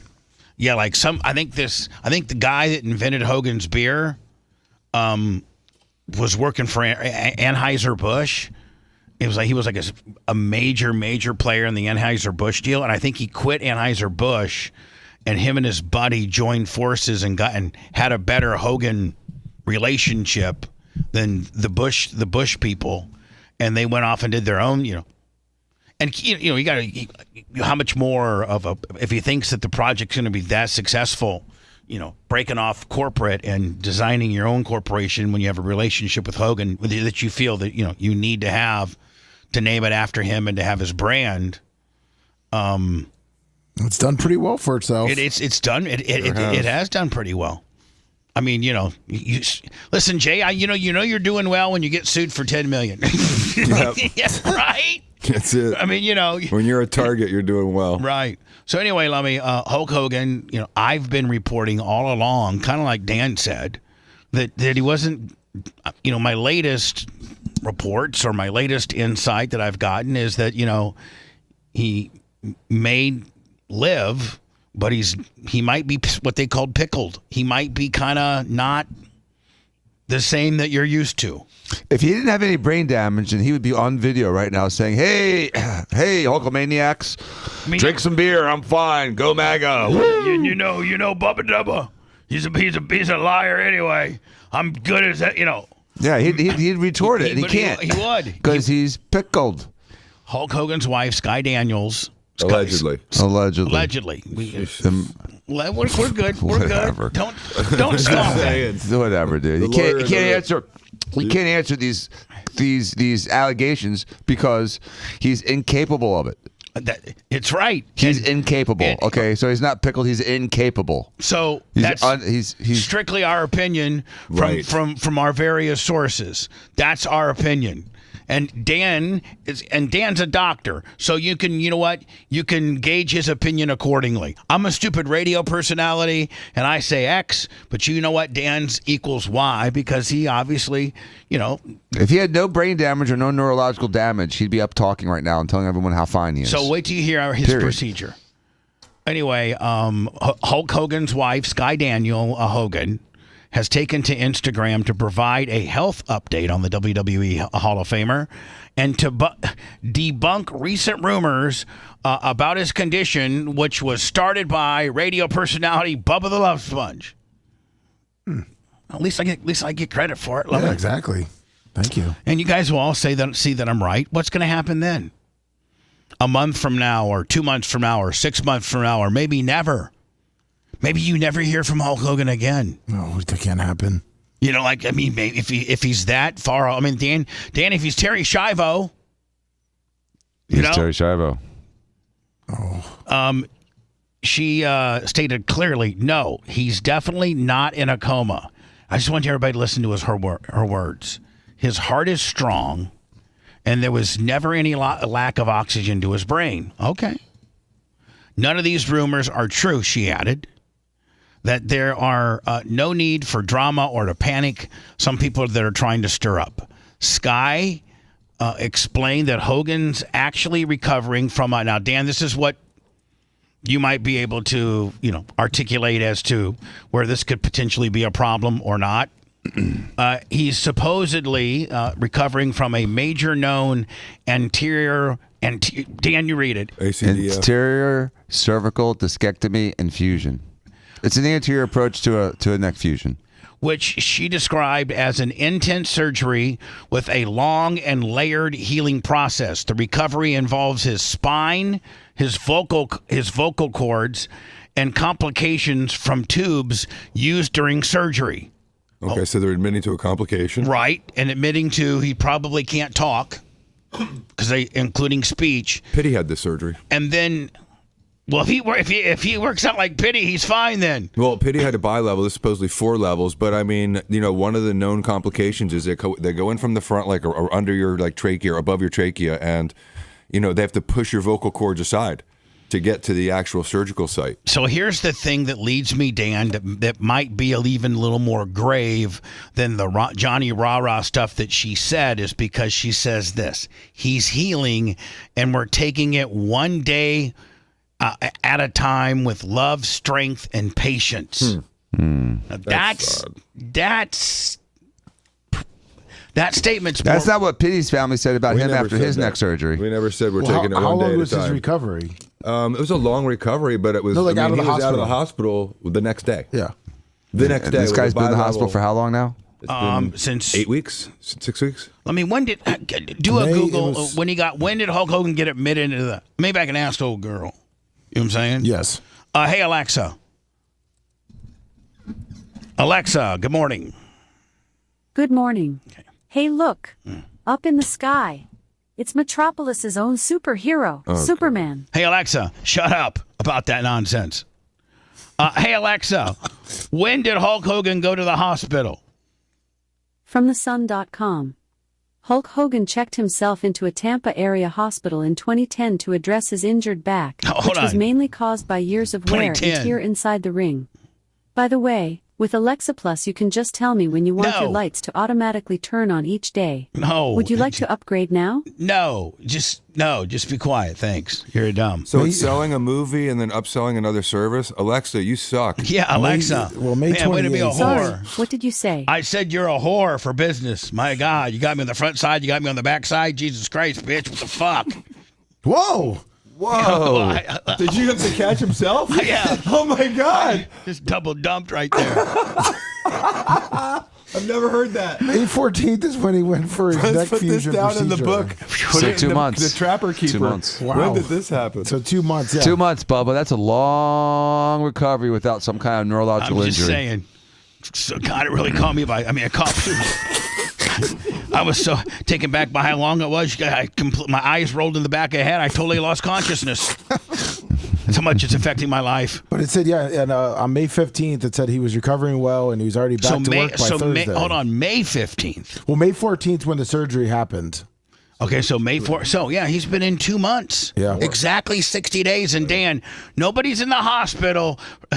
Listen to this. I'm not a doctor, but I pretend to be one on the weekends. Listen, nothing's good if you're in the hospital for 60 days of recovery from whatever you got. That you're still in the hospital 60 days later. That's some serious stuff. With we're taking it one day at a time. Yeah, with I mean, she even gets into the vocal process and his vocal cords, and eating and his breathing tubes are clamped over during surgery. We've been in and out of the hospital. Support that blah blah blah. It says most patients spend 1 to 3 days in the hospital after surgery. Initial recovery, including pain and discomfort management, lasts about 2 weeks. Full recovery, meaning you're out of the hospital in 3 days, 3 to 6 months. Pity was surfing again within 6 months. But his representative on May 15th came out and said it was a little fusion procedure, no big deal. He's feeling better, and it's a quick turnaround. Yeah, that was May 15th. Right. So I mean. And then his wife comes out and she's, combating. Her exact quote was for various people that were trying to stir stuff up. There's only been one person that has reported this all along, and that was me. If it was just his vocal cords, he'd already be out of the hospital. If he was just having problems speaking because his vocal cords had too much traction on it, or the nerve to his vocal cords had too much traction on it. But what if they made his vocal cords where he has like a real high-pitched voice now? You know what I'm saying? Hey, brother. I mean, he's like, hi, I'm Terry. Like sounds like Tuttle. Hi. Hey, brother. Oh, my God. Hey, I mean, you listen, Dan. Would you agree or not that when they start messing with your vocal cords and you got surgeries that require for them to move your vocal cords over, and I've often known that people getting their vocal cords nicked or something like that during surgery, and it's a very traumatic deal. They could. I mean, that's not necessarily out of question that he has like a Tuttle voice, is there? Well, it would be more of a low voice, and it would be more like he'd lose one vocal cord, not both. Usually, when you have a traction injury, you lose one side. Or is he going to turn into one of those vibration dudes where it'd be my name is Hulk Hogan. Oh man, I almost want that. It almost sound more like RFK, where he'd have like a crappy voice, but he'd still have a voice and be able to talk. Hey, that sucks. And he'd still be able. Go ahead. He'd still be able to make a statement saying, "Hey, brother, I'm okay," but he can't because he's got. I think in my opinion, he's got a significant neurological problem, and he's not bouncing back because he's old. Well, Bubba, there's been a lot of comments too over the weekend that I saw that said it looked like you're right because if you weren't right, since Hogan likes to sue, he would sue you. Well, he would just come out with a statement. Not only that, but Hogan's attorneys know my attorneys, and very well. Ken Trickell and J.D. Acco, very well. Oh, yeah. Good relationship. For sure. Can pick up the phone and get things done. You can only a phone call away. Sure. And we've not been told to we've not been handed any 770 notice or anything at all that what we've been reported is slanderous, liable, not true, defaming. We haven't received any of that. And we've said the whole time, we hope we're wrong. Please tell us if we're wrong. But none of that disputed what you said. Right. It just confirmed that he's had an unusually long hospitalization and admission by her own statement for a procedure which, according to any research by any doctor, would be a 1 to 3 day hospitalization with a full recovery in 6 months, meaning you're back in the ring. He's not even on, Fox News yet. But couldn't he have this surgery, but then his heart couldn't handle the surgery? Dan, he could absolutely have had problem. Go ahead. Dan, let me ask you a question. Sure. Now, this is not necessarily talking about Hulk Hogan, but if I'm talking about a person of that person's age, of that person's health history, in conjunction with that person's type of living, and anabolic steroids and things like that. Not talking about Hulk Hogan, just a make-believe guy. And,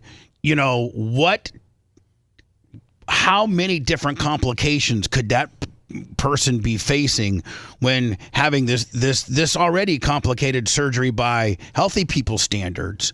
What type of complications could he have from something that drastic, being that old? It could be a bunch. I mean, he could have had an arrhythmia. He could have had where his heart stopped, and he stopped getting blood to his brain. They could have compressed an artery to his brain or had him running at low blood pressure, which caused the equivalent of a stroke. He could have had a blood clot that turned into a stroke. He could have had a bunch of different things. If he had a long-term arrhythmia, and he could have stroked from that. He could have had a deep venous thrombosis, which called a pulmonary embolus, which caused him to be hypoxic for a while, which gave him brain damage. There's a lot of different things that could have happened. So there's a lot of different intangibles. Mm-hmm. Well, one thing that's indisputable is this is an atypical recovery from an ACDF or an anterior cervical discectomy infusion. Pitti said, I stayed overnight in the hospital. I walked out on my own the next day. He had a bilateral, two levels. Right. I was pretty much better in 3 months with no PT and could do everything at 6 months. Right. So at 60 days, what was Pitti at 60? 60 days? He was 90% better. He was 90% better. He was already back to work, wasn't he? He was back to work very quickly. Right, what I'm saying. So like Pitti, he was back in the water in 3 months. At 60 days, Pitti was back to normal. Hogan still, they won't. After 60 days, they won't even tell us what really is going on. They won't even let him water the plants. He's so messed up. They won't even let him follow the balloon like Bucktooth Terry Schiavo. I mean, if I would get Hogan's big ass head and he was following a balloon, at least be able to gauge as to what's going on now. That's right. You'd be able to see his head. Do you think he's drooling stuff on himself? But Lummy, if you saw that big balloon and then he said, "Let me tell you something, brother, I'm gonna be okay." We'd be fine with that, wouldn't we? Tell you something, brother. I'm going to be okay, man. Did he just kind of whisper that into your ear? Yeah, just pray for me, brother. I'm gonna be okay. Taking those little purple things and trying to moisten his lips. Yeah. Just want to tell you something, brother. I'm gonna be okay. Keep praying for me. That's not what's happening. Yeah, I'd go out and buy a 12-pack. No, but man, people would be like freaking out, like, "Oh my God, Hulk Hogan." That's right. But he can't do anything, Bubba. He can't do anything. Nothing. He can't even send out his own tweet. Hold on. They've painted themselves into such a position where by feuding with me and having somebody try to tell you that it's far different than what they were spewing. Let's not forget, Lummy, on May 15th, the day after he went to the hospital, his spokesperson said he had a successful surgery and is facing, I think, I don't know if they said he'll be back, tomorrow or not, but it went from that to he had a few complications, but we're going to be okay, to then everybody now is saying, well, just listen, Hogan's so narcissistic that every Monday you would get a video from his Instagram account telling him about the karaoke gimmick. Like, he never missed a beer promotion, or he never missed Hogan's Hangout karaoke night. Like, he was very active on social media. You can douche him out as much as you want, but the kid worked hard. Oh, no. He was a hard-working guy. Oh, listen. He was everywhere. Listen, not douching him out at all, Dan. I'm just saying his family's working the gimmick, and they should not. They should be transparent, because it's going to look better for him and his legacy wherever this goes to have baby-faced on this rather than to have been uninformative, not transparent, and flat-out lied for his brand. I agree. And his brand, if he's in that dire of straits, well, eventually time's going to catch up to you, and you're going to know the truth. But if they would keep you in that, gave you a progress report on him, even at his most dire, if he could at least Dan say what you and I just said. Dude, we heard from Chris Reeves in less time after his accident when he got paralyzed than we've heard from Hogan. Yeah, I mean, Hogan, all he needs to do is just say, I'm not saying that to be funny. I'm just saying that something as significant as falling and being paralyzed from the neck down, permanently changing your life. We still heard from Chris Reeves. Right. And we still felt badly for him. We still do. We still support him. And we wait for Hogan. They're trying, listen. And so, Dan, when a person is in intensive care for 60 days after this procedure that we speak of, if he's in intensive care, then my opinion is that he got nicked significantly from surgery. Somehow in his post-operative recovery, something catastrophic, more likely than not, happened, in my opinion. Yeah.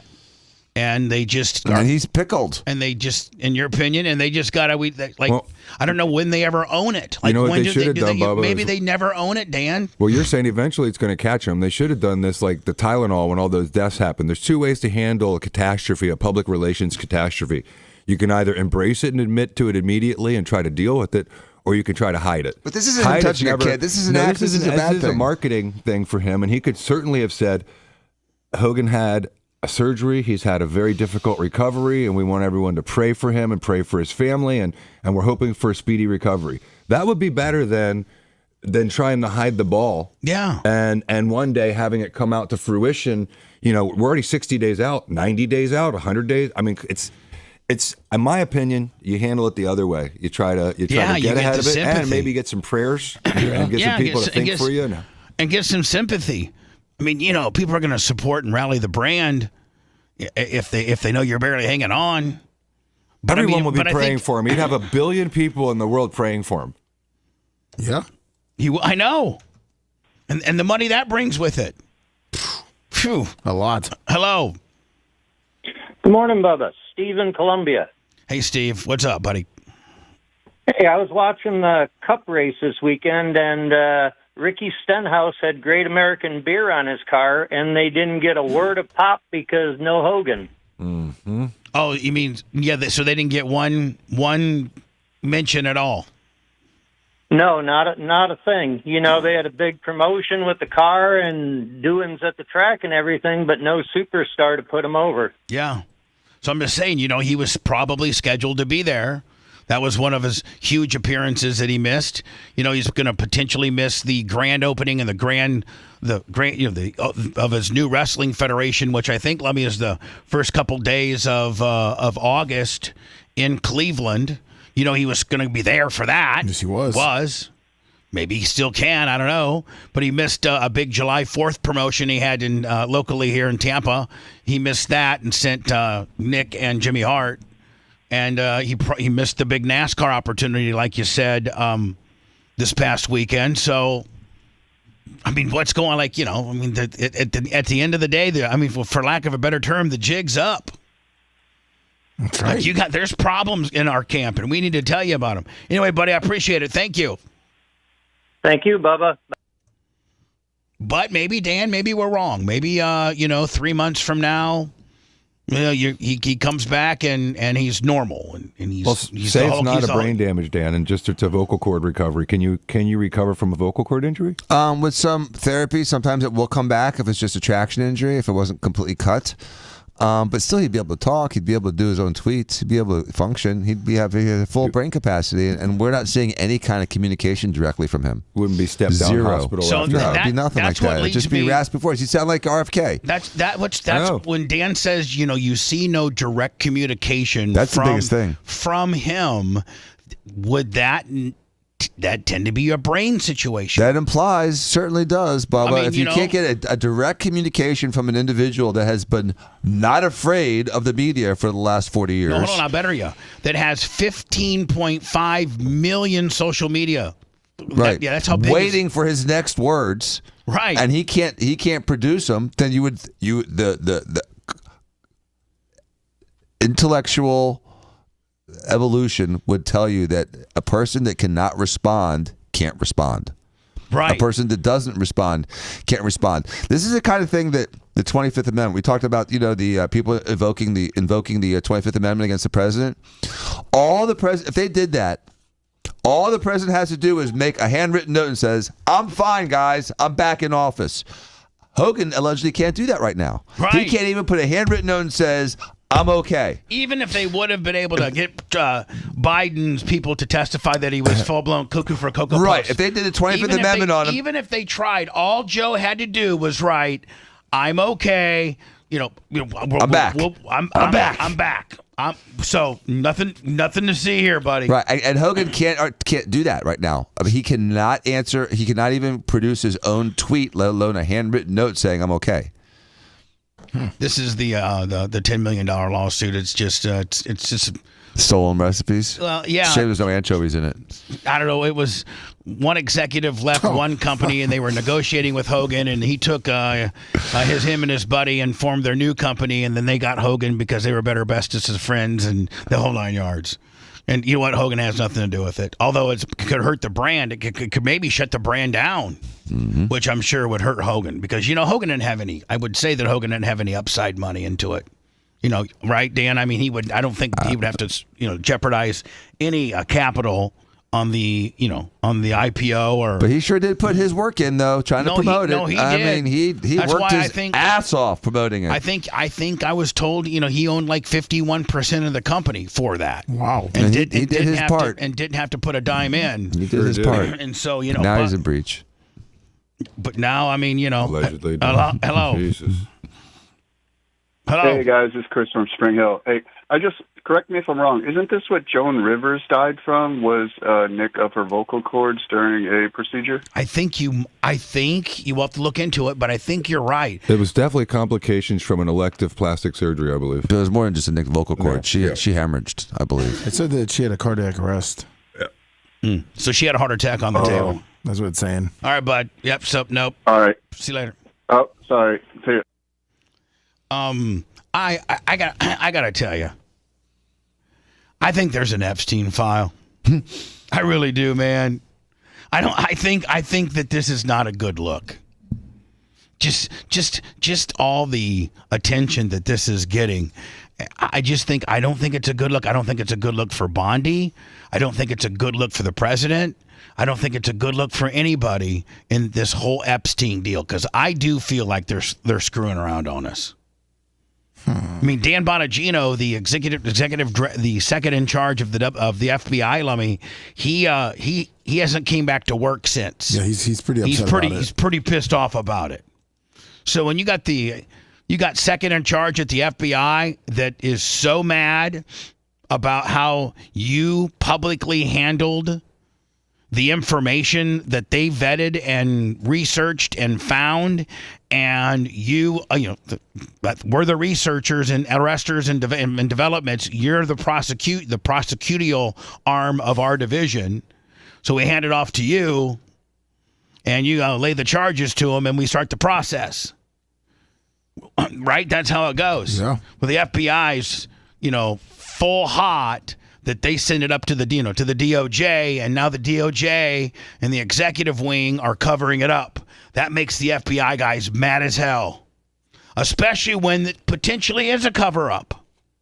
I mean, at the end of the day, can't they be held? I don't know if they can be held, but I don't think they can be held accountable.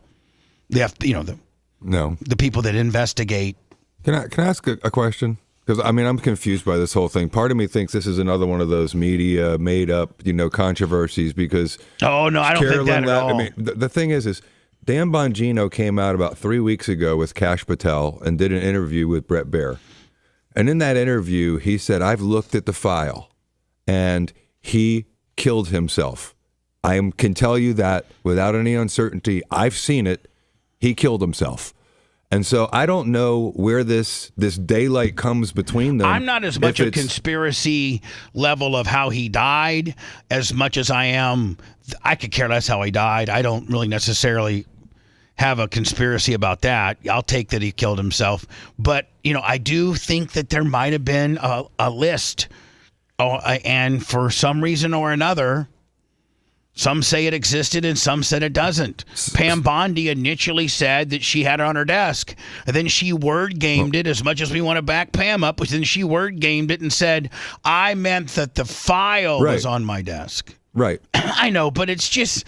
So here's the thing. Am I wrong Do you think that there's a little something going on around here?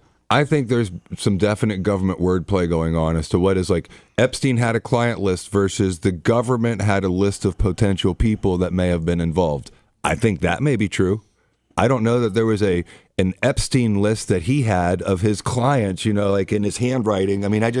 I can't imagine that any criminal has a list of that like that. That's asinine. This is worse than Al Capone's safe. You know what I mean? There's a lot of hype for nothing. Hold on. Now concluded there was no Jeffrey Epstein client list. Right. What do you tell MAGA supporters who say they want anyone involved in Jeffrey Epstein's alleged crimes to be held accountable? This administration wants anyone who has ever committed a crime to be held accountable, and I would argue this administration has done more to lock up bad guys than certainly the previous administration. And the Trump administration is committed to truth and to transparency. That's why we know all that. But what about the Epstein gimmick? The Attorney General and the FBI Director pledged at the President's direction to do an exhaustive Jesus God, all right, review of all of the files related to Jeffrey Epstein's crimes and his death. And they put out a memo in conclusion of that review. There was material they did not release because, frankly, it was incredibly graphic and it contained child pornography, which is not something that's appropriate for public consumption. But there was a portion of child porn in there. They said some of which contain. Well, that means there's some of which. You know what I'm saying? So, okay, let's say they got tape on all kinds of different, consensual adult type situations, and then there's some child porn on the same tape, and then it goes back to the adults. Well, they may destroy the entire tape because of that child porn section. That's what, to me, it sounds like. Some of which contain child porn. They committed to an exhaustive investigation. That's what they did, and they provided the results of that. That's transparency. Follow up on that, Sure. Caroline. Okay, so the FBI looks at the circumstances surrounding the death of Jeffrey Epstein. According to the report, this systematic review revealed no incriminating client list. So what happened to the Epstein client list that the Attorney General said she had on her desk? Well, I think if you go back and look at what the Attorney General said in that interview, which was on your network on Fox News. Got the quote. Go ahead. John Roberts said, DOJ may be releasing the list of Jeffrey Epstein's clients. Will that really happen? And she said, it's sitting on my desk right now to review. Yes, she was saying the entirety of all of the paperwork, all of the paper in relation. See, I think this gets a little wordsmithy. Just as me as an American, I think this gets a little wordsmithy, in my opinion. Into Jeffrey Epstein's crimes. That's what the Attorney General was referring to, and I'll let her speak for that. But again, when it comes to the FBI and the Department of Justice, they are more than committed to ensuring that bad people are put behind bars. But if Trump was guilty on this list, or someone in the administration was guilty on this list and they're trying to protect each other, why didn't Biden release the list? Yeah, another Dan makes it believe why shouldn't you release the list? Right. Like it makes it even more valid in the fact that the list is going to be okay because Clinton was on it. Oh, okay. So now maybe Biden and Clinton and Trump are on it, and what is also Israel on it? I mean, is there an international problem here? Probably. Prince Andrew was allegedly. But where's Diddy's list? Where's Diddy's list? He didn't have a list. The U.S. Attorney General and the number 2 at the FBI over the. See again. So let's take this into consideration now. On the validity of the list, or is there a list, or is there not a list? Let's take this into consideration. This right here. Handling of the Jeffrey Epstein investigation. Dan Bongino, the FBI's deputy director, did not show up to work today, fueling uncertainty at the department. One FBI source told CBS News that his absence has been a pressing issue for the Bureau. And CBS News Justice Department reporter Jake Rosen joins me now. Jake, good to see you. So what have you learned about Bongino's absence from work today?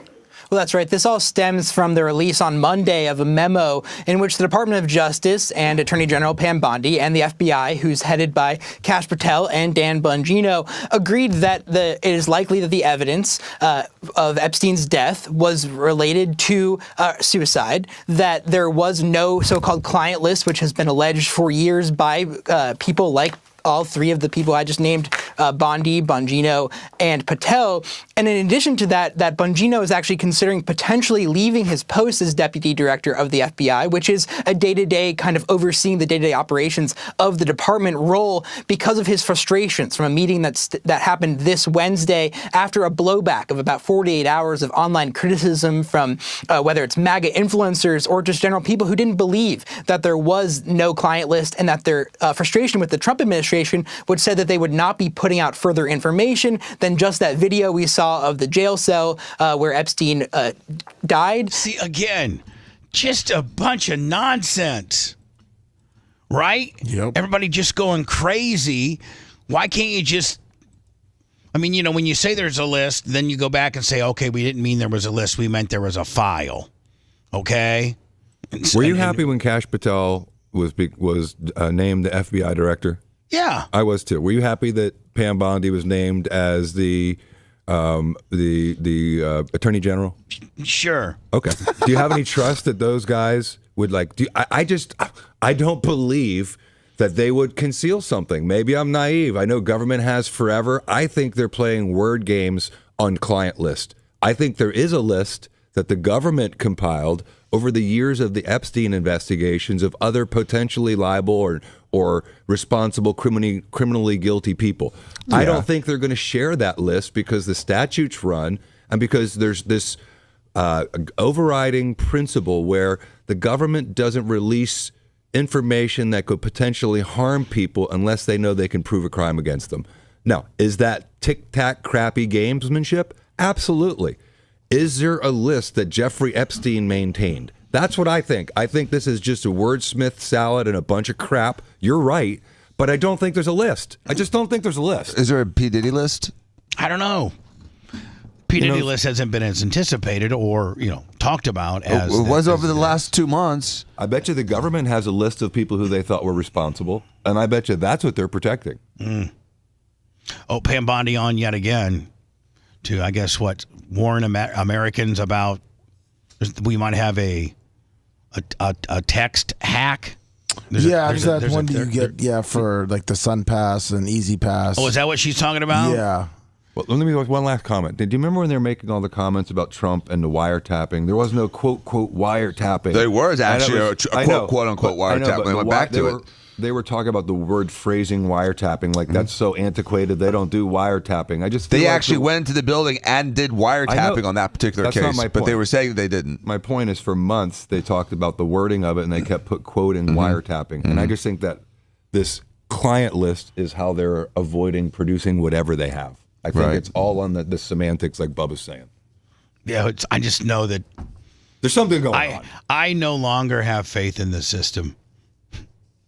I'm just so cynical on the system. Well, to add fuel to the fire, there's things circulating around on social media from MSLSD saying that the reason Bongino's doing all this drama is to distract from Trump because Trump's on the list. So it just doesn't end. I got to pee. I'm not gonna bang. If you love that segment, then check out BubbaArmyHQ.com and do a deep dive on past shows. The Bubba the Love Sponge Show will be right back.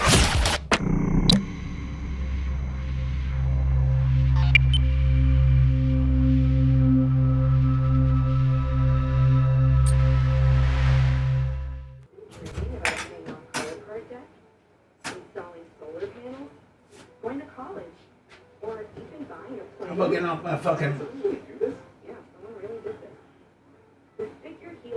Let's see if this has the fucking right video. The fuck out of here, you ad. 30-second fucking ad? You fucking kidding me? Yeah, fuck that shit.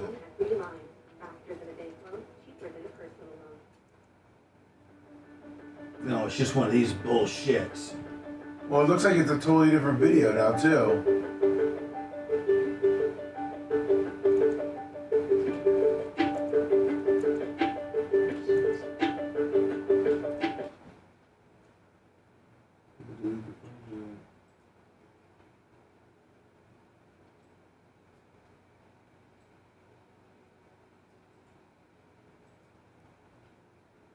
See, that's the MS-13 shit. General Bondi, so good to see you. How did you find this guy, and how long has he been in the United States? He has been in the United States for probably over a decade, but we believe he was recruited in middle school. In middle school, can you believe that? In middle school, but he's been living here illegally with friends and family. It's easy to change your wall color. Update your... That's...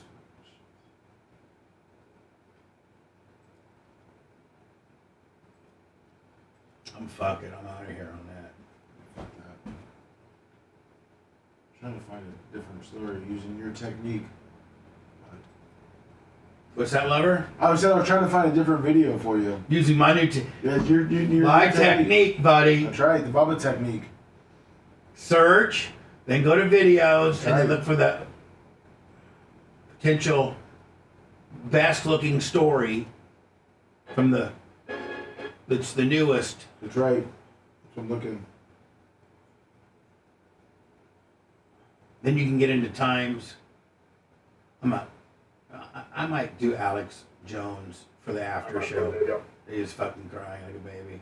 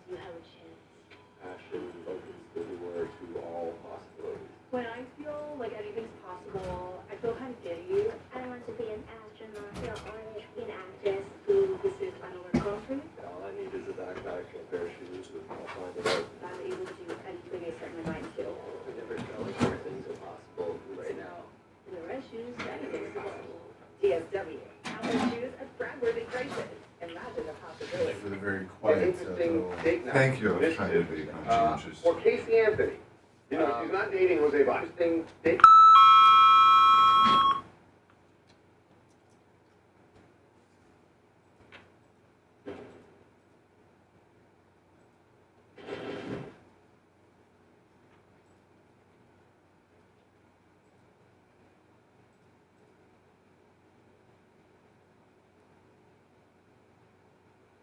What's up, Wolf?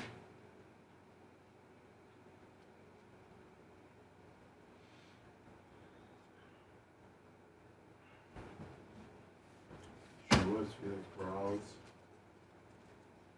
On Saturday.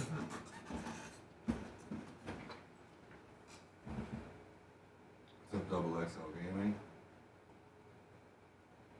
The Thomas Gilson.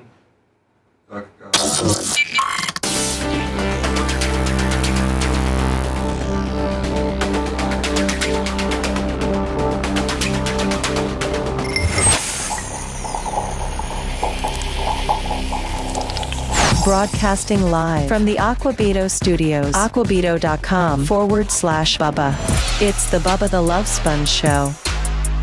Today's after show will be just me and Lummy kind of BSing. Might be 15 minutes, might be 2:10. I don't know, I can't tell you. Well, 2:10. Me and Lum just in here cutting it up a little bit.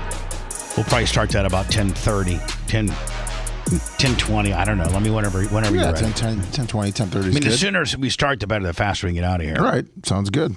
That makes it sound like we like that's the goal. Yeah, we don't sound like employee of the year by saying it that way, do we now? 10:20. Man, Yeah. the sooner we start, the sooner we can get the hell out of here. We should be like, listen, we'll stay as long as it ever needs for it to be for us to get a good show. PHR, every show we do is good. Yeah. It's like, stop. Oh, yeah. By the way, Buffalo's going to finally have a real stadium. Poor Buffalo. Like Lambeau's Lambeau, and they're never going to change Lambeau. It's like, you're never going to change Lambeau.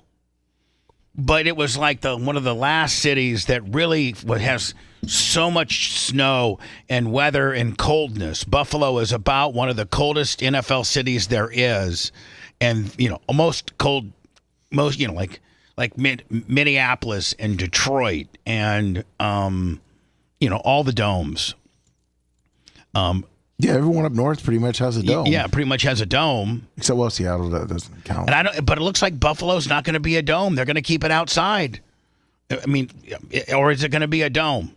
I think it is going to be a open stadium. Here's pictures of it.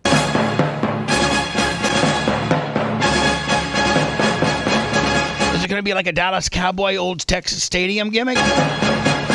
Where it's got a hole in the roof? Yeah, looks like it. Man, that's dumb. They want that snow in there. No, but I'm like saying, man, you can't. What are you going to have? Let me. You think they do it for the snow? Oh, yeah. So that you can get snow in there? Yeah. Oh, yeah. I think they prefer to play on, dry surface. Well, the players do, but the fans don't. Since when are fans? I think they're going to probably put a dome on top of that. Nope, it's going to stay open, it says. Looks like the fans are covered. Open. Yeah, it's going to stay open. It's for real. Yep. It's going to be called the Pit. It's going to be called the Pit? Yep. See, it looks like it's almost designed so that the stadium, the people themselves don't get the snow. Yeah. Like the cover is designed to protect the stands so you don't get snowed on. It's tall and vertical inside. Man, look at the size of that thing. Very beautiful. This is the Bills' new stadium. Jeez. Looks like they're putting the field on now, Lummy. I mean, right? Yeah, looks like it. Getting ready for it, getting the dirt. So, there you go. Casey Anthony is supposedly dating a guy. I think she's like in New Jersey or something like that. Or are they in Florida? This is a picture of her being seen. This is Casey Anthony, like some shopping district. That looks... I hate that haircut. I think she's on vacation in New Hampshire. I was going to say, that looks up northish. Yeah, it's in New Hampshire. Right there. That looks... So that's her up in New Hampshire, and supposedly this is her new. She's got a new guy. Oh, jeez. An interesting date night. This is interesting. For Casey Anthony. I mean, Lummy, would you? Yeah. I mean, Wouldn't have a kid with her, but he's not dating with a murderous kid. You might blast him, but you ain't having a kid with her, right? No, yeah. Even somebody as dumb as you knows not to have a kid with Casey Anthony. Exactly. That could be really bad.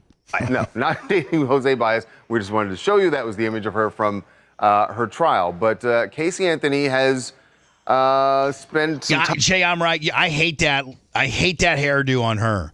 She could look so much more attractive if she didn't have that mom cut. I was going to say something different. I'm up in what are you going to call it? That lesbian cut. I'm sure. Yeah. Put a pair of Oakleys on her. Nothing against the lesbians. I love you. No. But, some women are meant to look, like lesbians, and some women don't. I'm just saying, if you're attracted to men, I got to think that you as a woman might not want to look like a lesbian. No, that's a handsome haircut for her. So if you're attracted to men as a woman, I would think that you probably need to fem it up a little bit. Not so bulldykey. On what certainly appears to be a date, and from people who were there, Let me the standard white trash tattoo on the shoulder. Oh, God. Ginormous tattoo. Jeez. Well, we know who the guy is. He is a gun shop owner. Oh, of course. Oh. Yeah, of course. Got to defend yourself. Area. And they, I don't know the full story of what the nature of this relationship is, but we were told from people who were there that it was very clearly a date. Don't know how long. Yeah, right, Charles. So we've been reaching out to people. It's kind of unclear how they met or how serious this relationship really. Can you imagine these people tracking down stories about the people we're talking to about calling up in New Hampshire? Yeah.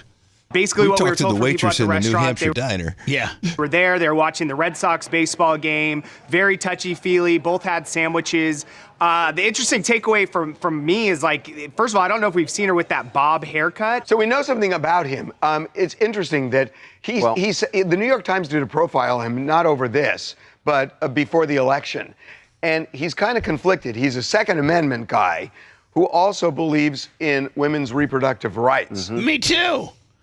I have a gun, and I believe in abortions. Yeah, me too. Maybe you should date her. Well, no, but most, most of us. I mean, you can. Would you? No. What I'm saying is, Lummy, I think you're I think you're the same way. You're not real. Well, you're kind of evangelical, so you might really have a problem with abortion deep down in your core. I mean, not what the show thinks, but what you as a person thinks, that you might think that's murder. I'm fine with them making their own decision. Right.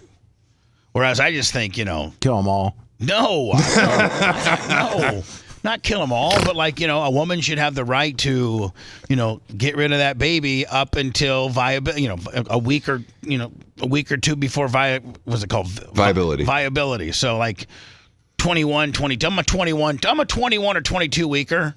That's what I am. And I like my guns. I think you should be able to carry those. And I think weed should be legal too. There you go. And what's that political affiliation? Modern day Republicans. So he's kind of on both sides. We don't know where he lands there. I just found that kind of interesting. Yeah. As the gun shop owner. Definitely. I'm sure it was made for good conversation. Okay, guys, whatever. This is stupid. What a stupid piece. Yeah, well, I'm just saying, for being such a credible source, right? TMZ, full-blown, what's Casey Anthony? What type of guy is he dating? Isn't there so much other news we could be talking about other than that, you idiots? Yeah. Hello, who's this? Hi, it's Rob, the plumber. Hi, Rob, the plumber. How's it going? I just call. I always call to spread some love. I love you guys, so I'm just calling to shout out again. Shout out time. Your show wouldn't be so smart without Dr. Dan and Mr. J over there. It's true. So, hey, guys, love you. All right, Thank you. See you later, buddy. That's awesome. Thank you. Is that a good way to start the week, Bubba? Better than some hater. Seemed like you might have been trying to lay some homophobic type vibe down, wasn't it? Didn't it feel? Wasn't it feeling kind of? He's a plumber. What kind of?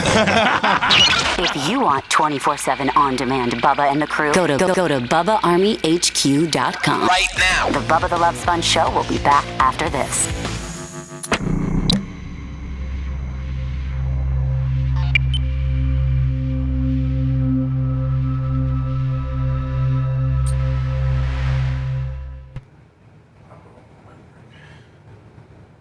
So what do you gotta do for your shoulder? I have to wait 3 weeks and then get a PRP injection right in the tear. And then I'm taking some peptides that help with regrowth and regeneration. So trying to throw everything I possibly can at it. Sort of the hydroxychloroquine and ivermectin of healing. How many times are you going in for The PRP? Yeah. We're starting with one on the 29th of July. I had to wait 3 weeks because I took a steroid dose back after I injured it. And you have to go 6 weeks after steroid. But he said I would have needed to do that anyway because I got from a pain of 10 out of 10 to like a 3 by cooling it down with that steroid dose back. So I'm just kind of convalescing and taking that other stuff and hoping that it'll be good. It's called BPC 157 and TB 500. The peptides, which help. Joe Rogan was talking about them before. Well, yeah, because Dan knows about it too. We went and saw Eric's brother runs a place over in Oldsmar. Did Dan do that too? Well, he went and saw it all. Because I'm throwing everything I had. I asked my medical they have a doctor. slip machine that they put in with electrodes and all that kind of stuff too. Yeah, I'm going to do therapy. I'm going to do everything. And they have to be, PRP. Yeah. Yeah, so this guy who I'm treating with was trained under my father. He used to be a Bucks doctor for a bunch of years, so he's a medical doctor. He said, I've got the best machine to spin platelets in the nation, and I have the best ultrasound in the nation. So he has you move your arm until he says stop, and then he has a perfect visualization of it. He puts the needle right onto it. So that'll happen in a couple of weeks, and then in the meantime, I asked him about the BPC 157, and he said, I don't prescribe it because I'm associated with professional teams. Yeah. He goes, it's an off-label use. He goes, but I've seen it work, and I have a lot of patients that do it. And I said, was it a contraindication? He said, no, just don't get it from a gym or the dark net. Yeah. So I have a medical doctor that will prescribe it for me from a compounding pharmacy. So we'll see if that helps. That's good. Yeah. There's a lot of literature on it, a lot of stuff on YouTube on it. I just want to avoid surgery at all costs because once you fuck with your shoulder, it's never the same. Yeah, that's what Jimmy said.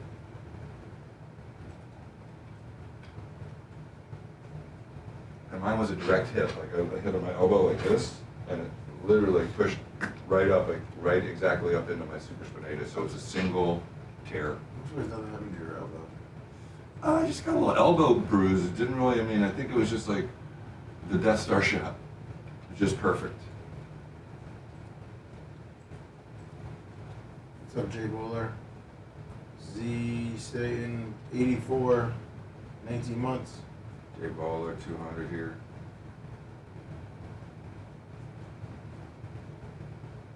I lost my patch and my $20 from Dan and Storm last year.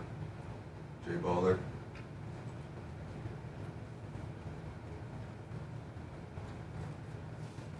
Never get it back. No, but I'll always have the memory of getting it and Danny not.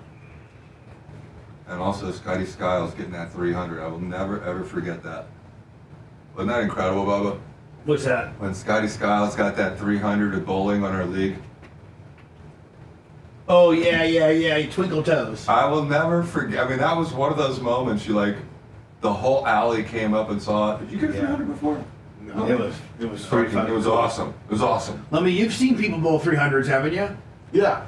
Yeah, when the whole alley shuts down and watches the last I think that's kind of the way it's like tradition. That's the way it does. Like put more pressure on the guy, right? You don't let him in the corner by himself. You're not supposed to talk to him and tell him. No one said a word to him.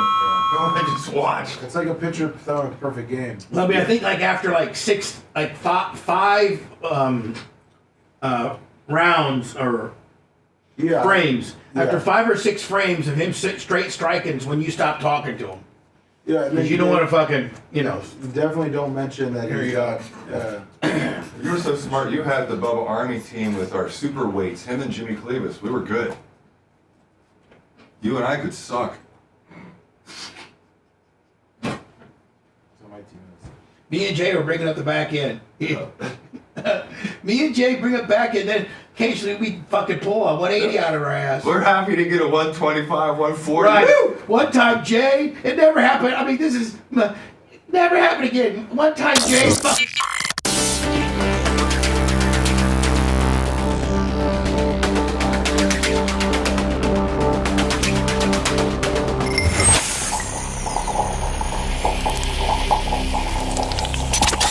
Broadcasting live from the Aquabedo studios. Aquabedo.com/Bubba. It's the Bubba the Love Sponge show.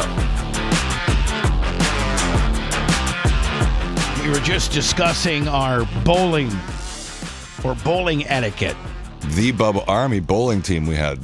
And so back in the day, Jay and I were Jay, Dan, Jimmy Cleavis, Scotty Skiles. A guy named Scotty Skiles, and we were on this bowling team, and it was the me, Jay, Dan, and Jimmy. That's kind of a little brat pack, and so me and Jay suck. Me and Jay, Dan's just a little bit better than us. Well, he sucked, but he had the two-hand bowling style, Yes. so it was even suckier. But no, but he could always. Dan could always manage to be like 20 or 40 ahead of us. We were 120 guys, and Dan was like a 145 guy. Yeah. Jimmy Cleavis is like a 220 guy. Yep. Lummy, everybody knows what kind of guy you are. Yeah, exactly. One time, so me and Jay, we would just, if we could get 125, we'd be like, hell yeah. We were just first trying to get over 100. We got 150. We were on Queer Street, man, loving it. Me and Jay kind of had our own little battles as to who was going to bring up the end. Well, because we're horrible. But we made a big joke about it. One day Jay gets on this bender and he throws like a 222 or something, and so Jay gets the patch, the and official everything. league patch. It's being in the 200, bowling over 200. It's real. It's kind of a big deal, but not for an experienced bowler. But it's kind of a big deal for a first timer. Sure, absolutely. So Jay, man, he used to wear that bitch around like he was all that, and I'd be like, man, you will never bowl that game ever again, buddy. You pulled one out of your ass. I kept it in my bag with the $20 I got from Danny for 17 years, and I lost it last year in Hurricane Helene. And so, Lummy, we had this guy named Twinkle Toes, Scotty Skiles. These Scotty Skiles? No, not these Scotty Skiles. Not the guy from Plymouth, Indiana that played for the Orlando Magic, who I still think has the most assists in one game record. I think he might. I think he might. I think that was his big. Was 30. I think it was 30 or 31 assists in one game. I think. And if the record's broken, it just recently got broken. Scott Sakel. Salkill. Scott Sakel. That's it. So anyway, Jay and I witnessed a 300 game. And I think no matter you live in Milwaukee, which is the epicenter of bowling, that's where bowling was invented. I think Milwaukee, at least in Americas, I think Milwaukee's the birth of bowling. By the way, you're right on Scotty Skiles. 30 assists is still a record. God, let me just tell me that I'm just like the Messiah. You're the Rain Man. Just when you think I'm just dumb as a rock, I pull some just brilliance out of my ass, including, let me look at the birthplace of American bowling. Milwaukee, Wisconsin is the capital of the U.S. of America bowling. I guarantee you. Look it up. I'm looking it up. I don't know if I can give this one to you though. Lummy, what does it say about the birthplace or the capital of American bowling? What's it saying? Well, I got to look up something else real quick because it says New York had the first bowling alley and it was invented in Egypt. Well, yes, but I'm talking about. All I had to do is what's the capital of American bowling? And I think it's Milwaukee, Wisconsin, is the capital of American bowling. Yes, of American bowling. Hold The on, capital, hold the on. capital, yes. Read again. Say it one more time. The capital of American bowling is Milwaukee. Bubba wins again. So me and Jay, whether you're in Milwaukee or you're in, we're in Kenneth City / Largo. I think what town was that officially? St. Petersburg. St. Pete. Little northern St. Pete kind of central St. Pete kind of deal in a bowling alley. Whether you're there or Milwaukee, I think the format of somebody that's going to hit is bowling a perfect game goes a little like this. And this is what Jay and I experienced. By like the 6th frame, your team now stops talking to you. So let me, on number 7, on the 7th frame, people start like putting their game on pause and coming to walk, about half to 30 to 40% of the bowling alley now has gravitated to your area. So, but by frame 9, everybody in the entire bowling alley is around, watching that dude, and he is bowling all by himself. There's not one other human being. And then, you got a turkey limit, you got to go 10. Then you got to go 2 more in 10. That's so you have to right. go 3 and 10.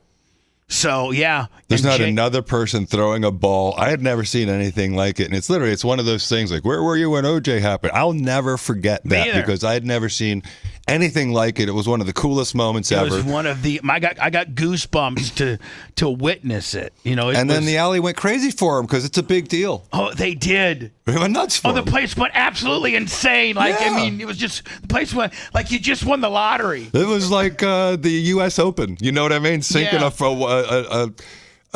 hole in one on the 18th hole of the U.S. Open. It was incredible. The Menendez brothers judge, I guess he asked prosecutors, why shouldn't I throw this murder? Why shouldn't I throw out the murder conviction? So are they?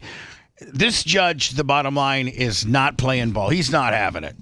Right, Lummy? Is that basically what we got here? It's what it's looking like. According to new court documents obtained by TMZ, L.A. County Superior Court Judge William C. Ryan has reviewed the 2 pieces of new evidence, the first of which purporting to be Eric Menendez to his cousin Andy Cano, which helped corroborate Cano's testimony about Jose Baez molesting Eric.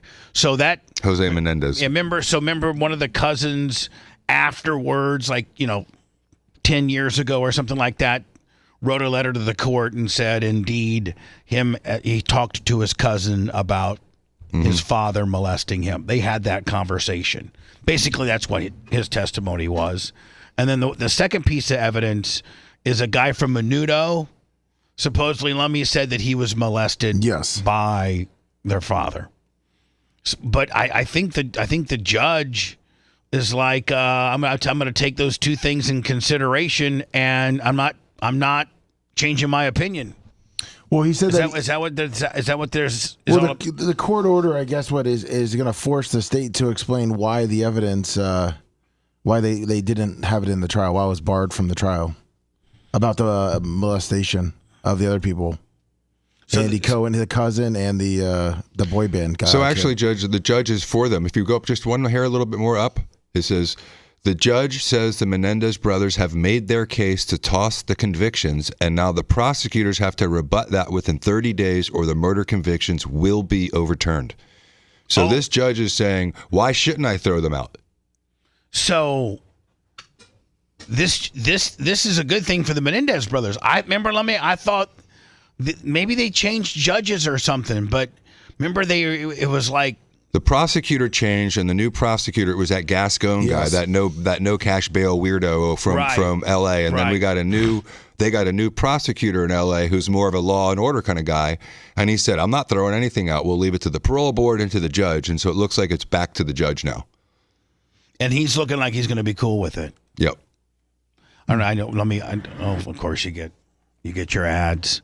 30-second ad too. With the TMZ guys I can't. What's interesting is it's a discretionary call as to whether or not to let those other acts or allegations of sexual misconduct in. And at that time, it was very unlikely for that type of evidence to come in, especially male on male. This was one of the first times that we as a country had ever heard of a father allegedly molesting his son. That was just not there. And they were almost applying the battered woman syndrome cycle of mental abuse to what they were going through. And so this was a very unusual time. And would that evidence come in now? Yeah. Probably. Yeah. It probably would come in. Absolutely. The mental aspect and believing people that make potential allegations of sexual molestation, they never were, they had a problem back in the day of being believed, and society would scoff at you. Right. And you would, be on the, on the wrong end of the deal. Now in today's society, nobody initials a, stances that you're a piece of crap for bringing this up. All the prior acts come in now. Look what happened to Bill Cosby. Look what happened to Weinstein. Look what happened to Trump. Look at all the people who have had these allegations of Me Too, and they let these unfounded allegations of or accusations of similar conduct to try to prove up the case against them. Now, in the first trial where Linda Abrams represented the Menendez brothers, she brought this up at trial, and they let it all in. And they won. It was a hung jury. Right. And so they went back, they got a different judge who wasn't going to allow the prior act in, and therefore this is one of those really weird gray areas. I don't really know how I stand on it because of the violent nature of the murders is so much different than I walked in and my dad was sexually assaulting my brother and I just grabbed whatever I could and killed him. Not, I blew my mom's head off and then shot again and did my dad too. And they didn't do it that night. It just was when you want to kind of forgive them or kind of think one way, then you think of just how. Listen, there's killing your mom and dad, and then there's just slaughtering them. Both things can be right, and they're not mutually exclusive. I mean, the evidence could have and probably should have come in, and they still probably should not be out. They're murderers. Right. The resentencing hearing for the Menendez brothers. And so the media has been reporting this as a huge moment, that now the parole board is going to hear whether Eric and Lyle should be recommended for release and send it on to the governor. Here's the thing. They're all wrong. They're just all wrong. That ship sailed 2 months ago. Governor Newsom has already... hold on. Harvey's giving you the real information here, Jay. Here we go. Asked the parole board for a review review. the case. So what really happened here is this, that yes, there was on the table a motion to resentence them. So they took out life without the possibility of parole, and they made it 50 years to life. It's kind of which like makes them eligible. So now what the judge has done is said, we will send this over to the parole board can now make a decision on whether they want to hear the case. But they're already hearing the case. And the reason Mark Garagos wanted this hearing was not even to get resentencing. I mean, I know this, right? I mean, we do Two Angry Men together. So the reason he really wanted this is what he wanted was the judge to change the conviction from murder to manslaughter because they would be instantly free because they've served way more than the max. That didn't happen. So, Garagos is happy. I mean, it's really more of a loss for the DA than it is a win for Garagos because it's already at the parole board. So I just want to give you my opinion about this. Gavin Newsom, I find this really shocking that Gavin Newsom, who knows how to calculate and is almost certainly going to run for president, people are divided right down the middle on whether these guys should ever get out. So Newsom took it upon himself. He picked up the political hot potato. He picked it up as soon as has Newsom made it kind of his thing now to get him loose? Is that kind of his? Is that kind of Newsom's gimmick? He's definitely on that The side. DA got elected and said, I want it sent to the parole board. So the parole board is looking at two things. Are they a danger if they get out? And have they been rehabilitated? I would say, no, I let them out. Given the fact that Newsom said, I want them to review it, if the parole board comes back, and I think they're gonna, and say they're not a threat and they are rehabilitated, I think Newsom is going to let them out. I think so. And he would have whatever political cover, if he even wants that, he would have it from the parole board. But but he still makes he denied Sirhan parole. Correct. So he has the power and the inclination to. The reason, because he set it in motion, it feels like he's going to do it. He's inclined. He's going to do it. I could care less, to be honest with you. Me too. I mean, I kind of think that they should have. I mean, I don't know. I just kind of feel like I'm over it. Hello, who's this? Emilio, what's going on, Bubba? Hey, Emilio. Hey, following up, you spoke about it last week about that scumbag murder in Idaho. Oh yeah, the guy, Koberger. Yeah, complete. Yeah, he killed those 4 beautiful college students. Yes. Yeah. And I think the court system is so corrupt and messed up because you got to watch on Prime Video. It just came out. It's a 4-part series. It's called One Night in Idaho. You'll be so angry and tears watching the family members being interviewed of the pain they've gone through, and the prosecution did a plea bargain with this scumbag. How is that possible? And why isn't everybody outraged about that?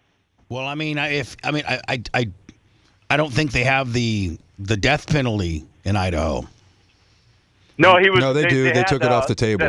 They do. Took it off. Oh, they do. Yeah, they took it off the table, and so what he's saying is, I don't agree with that at all. No, and what happened is the prosecutor had a case served on a silver platter, and he could have prosecute the guy, gotten the death penalty, sent a message that in Idaho we don't deal with murder, and if you murder people, you're going to go to the death penalty. Right. And instead, the prosecutor made a secret deal, allegedly, without consulting with half of the families, allegedly, and the families wanted to go to trial, and the one father's super pissed off about it, and then as part of the condition of this settlement agreement where he avoids the death penalty for life in jail without the possibility of parole, all he had to do was say, did you kill them? Yes. Well, the family doesn't get to hear why or how or what was the purpose of it. And so the prosecutor could have put more conditions on there that would have given closure to the family. And so I agree with you 100%, sir.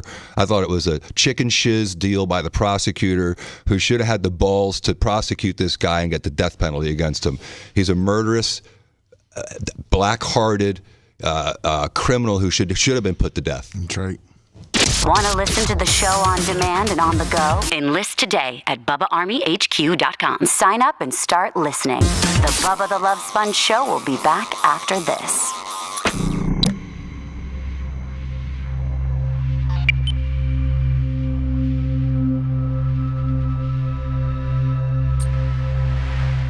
Yeah, I jumped over the bench and went up at him.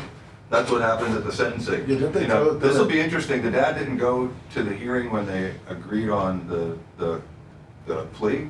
I wonder if he'll go to the sentencing and talk to him to his face, that one pissed off dad. Is that because they were just so scared they weren't going to win the case for the murder? Yeah, they'd only had like one of those type of murders ever before, and it's, save the city resources and save the family grief. And so two of the families were like, we didn't want a trial, and the other two families like, we wanted it. We all know the details. Yeah. So they just wanted closure. So I mean, it's like a big story for 2 years, and then all of a sudden it's done.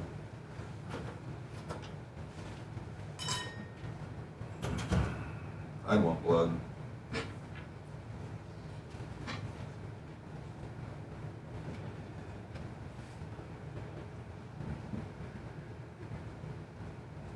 Mostly you're talking about the Koberger case?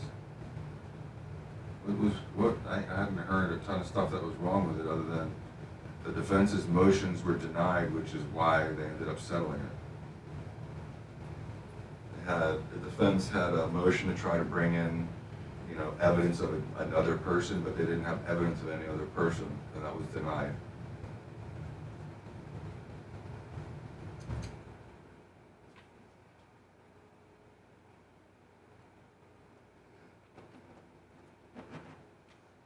Good morning, everybody at Rumble. Good morning, everybody at YouTube. Let's get to that 1,000. Are we there yet? We're close. We've only got 12 minutes. Oh, we're there. Nice, everybody. You guys got that done in about 5 minutes.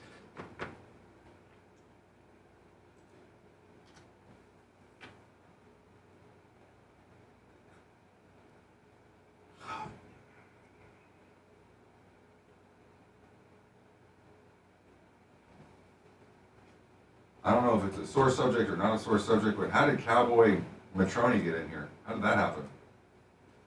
Bubba? Well, because Because I guess he went to a dude ranch the weekend before. Oh. So he tried to act like he was still a fucking, Okay. We told him he looked like a fucking clown. But I told him.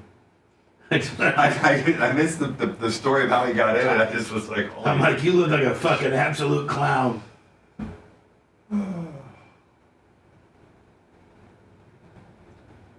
He went on a real like that Billy Crystal thing, that movie where the bunch of middle-aged guys go on a dude ranch. I think his family did do something like that. For real. That's probably fun. I would never do it in a million years.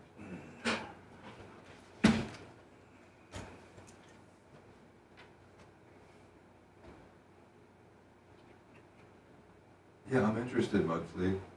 No, not like just counter program. Just curious. What is it that was supposedly kept out?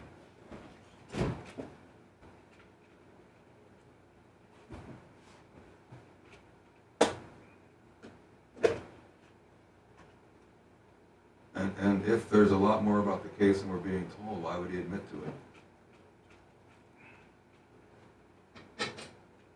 to it? Mark Jones. What's up, Marcus Mark? Could be Short Stroke or D-Rock. Good morning, everybody.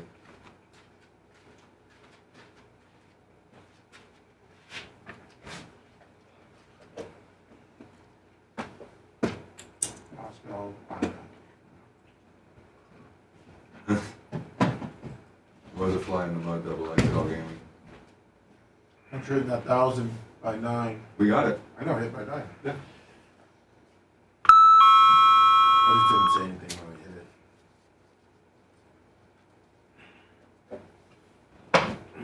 it. Looks like replays are getting 9,000-10,000 within a couple of days, almost every time, which is great. On YouTube. What's up, D-Rock? Shocker right back at you, brother. Looks like I gotta be out of the water for the next 90 to 120 days, which sucks. Did you do the virtual? Did you do virtual what? Did you do the virtual? No. The big screen for the surfboard on the ground. No, I'm not doing any of that. I'm not even doing virtual driving, just putting everything on hold for a minute.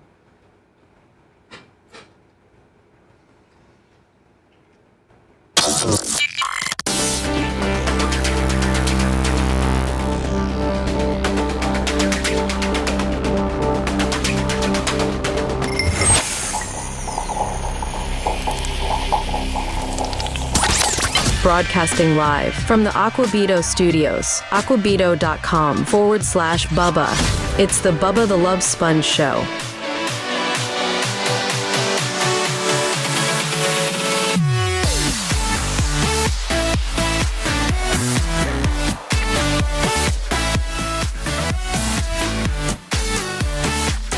Lummy and I will do the after show whenever Lummy comes and gets me.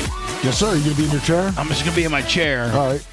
And then you just come get me, but maybe add 10 minutes on the well, What I want to get you at? Yeah, like maybe give me at least a good 10. Okay. All right, bud. I'll give you 10 in the chair. Appreciate you, Jay. Appreciate you, my friend. My pleasure. Thank you for having me in. Lummy, I'll see you in a few minutes or so. Well, 10 plus 10 plus 10, so 30 minutes. Okay.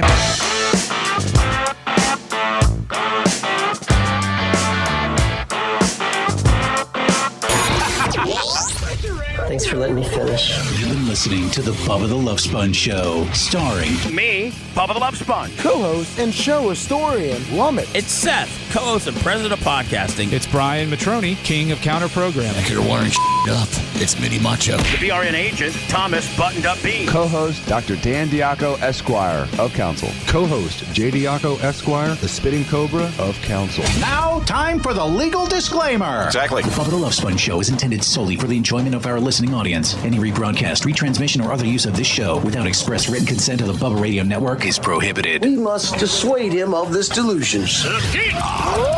Until next time, always remember. I'll repair the law.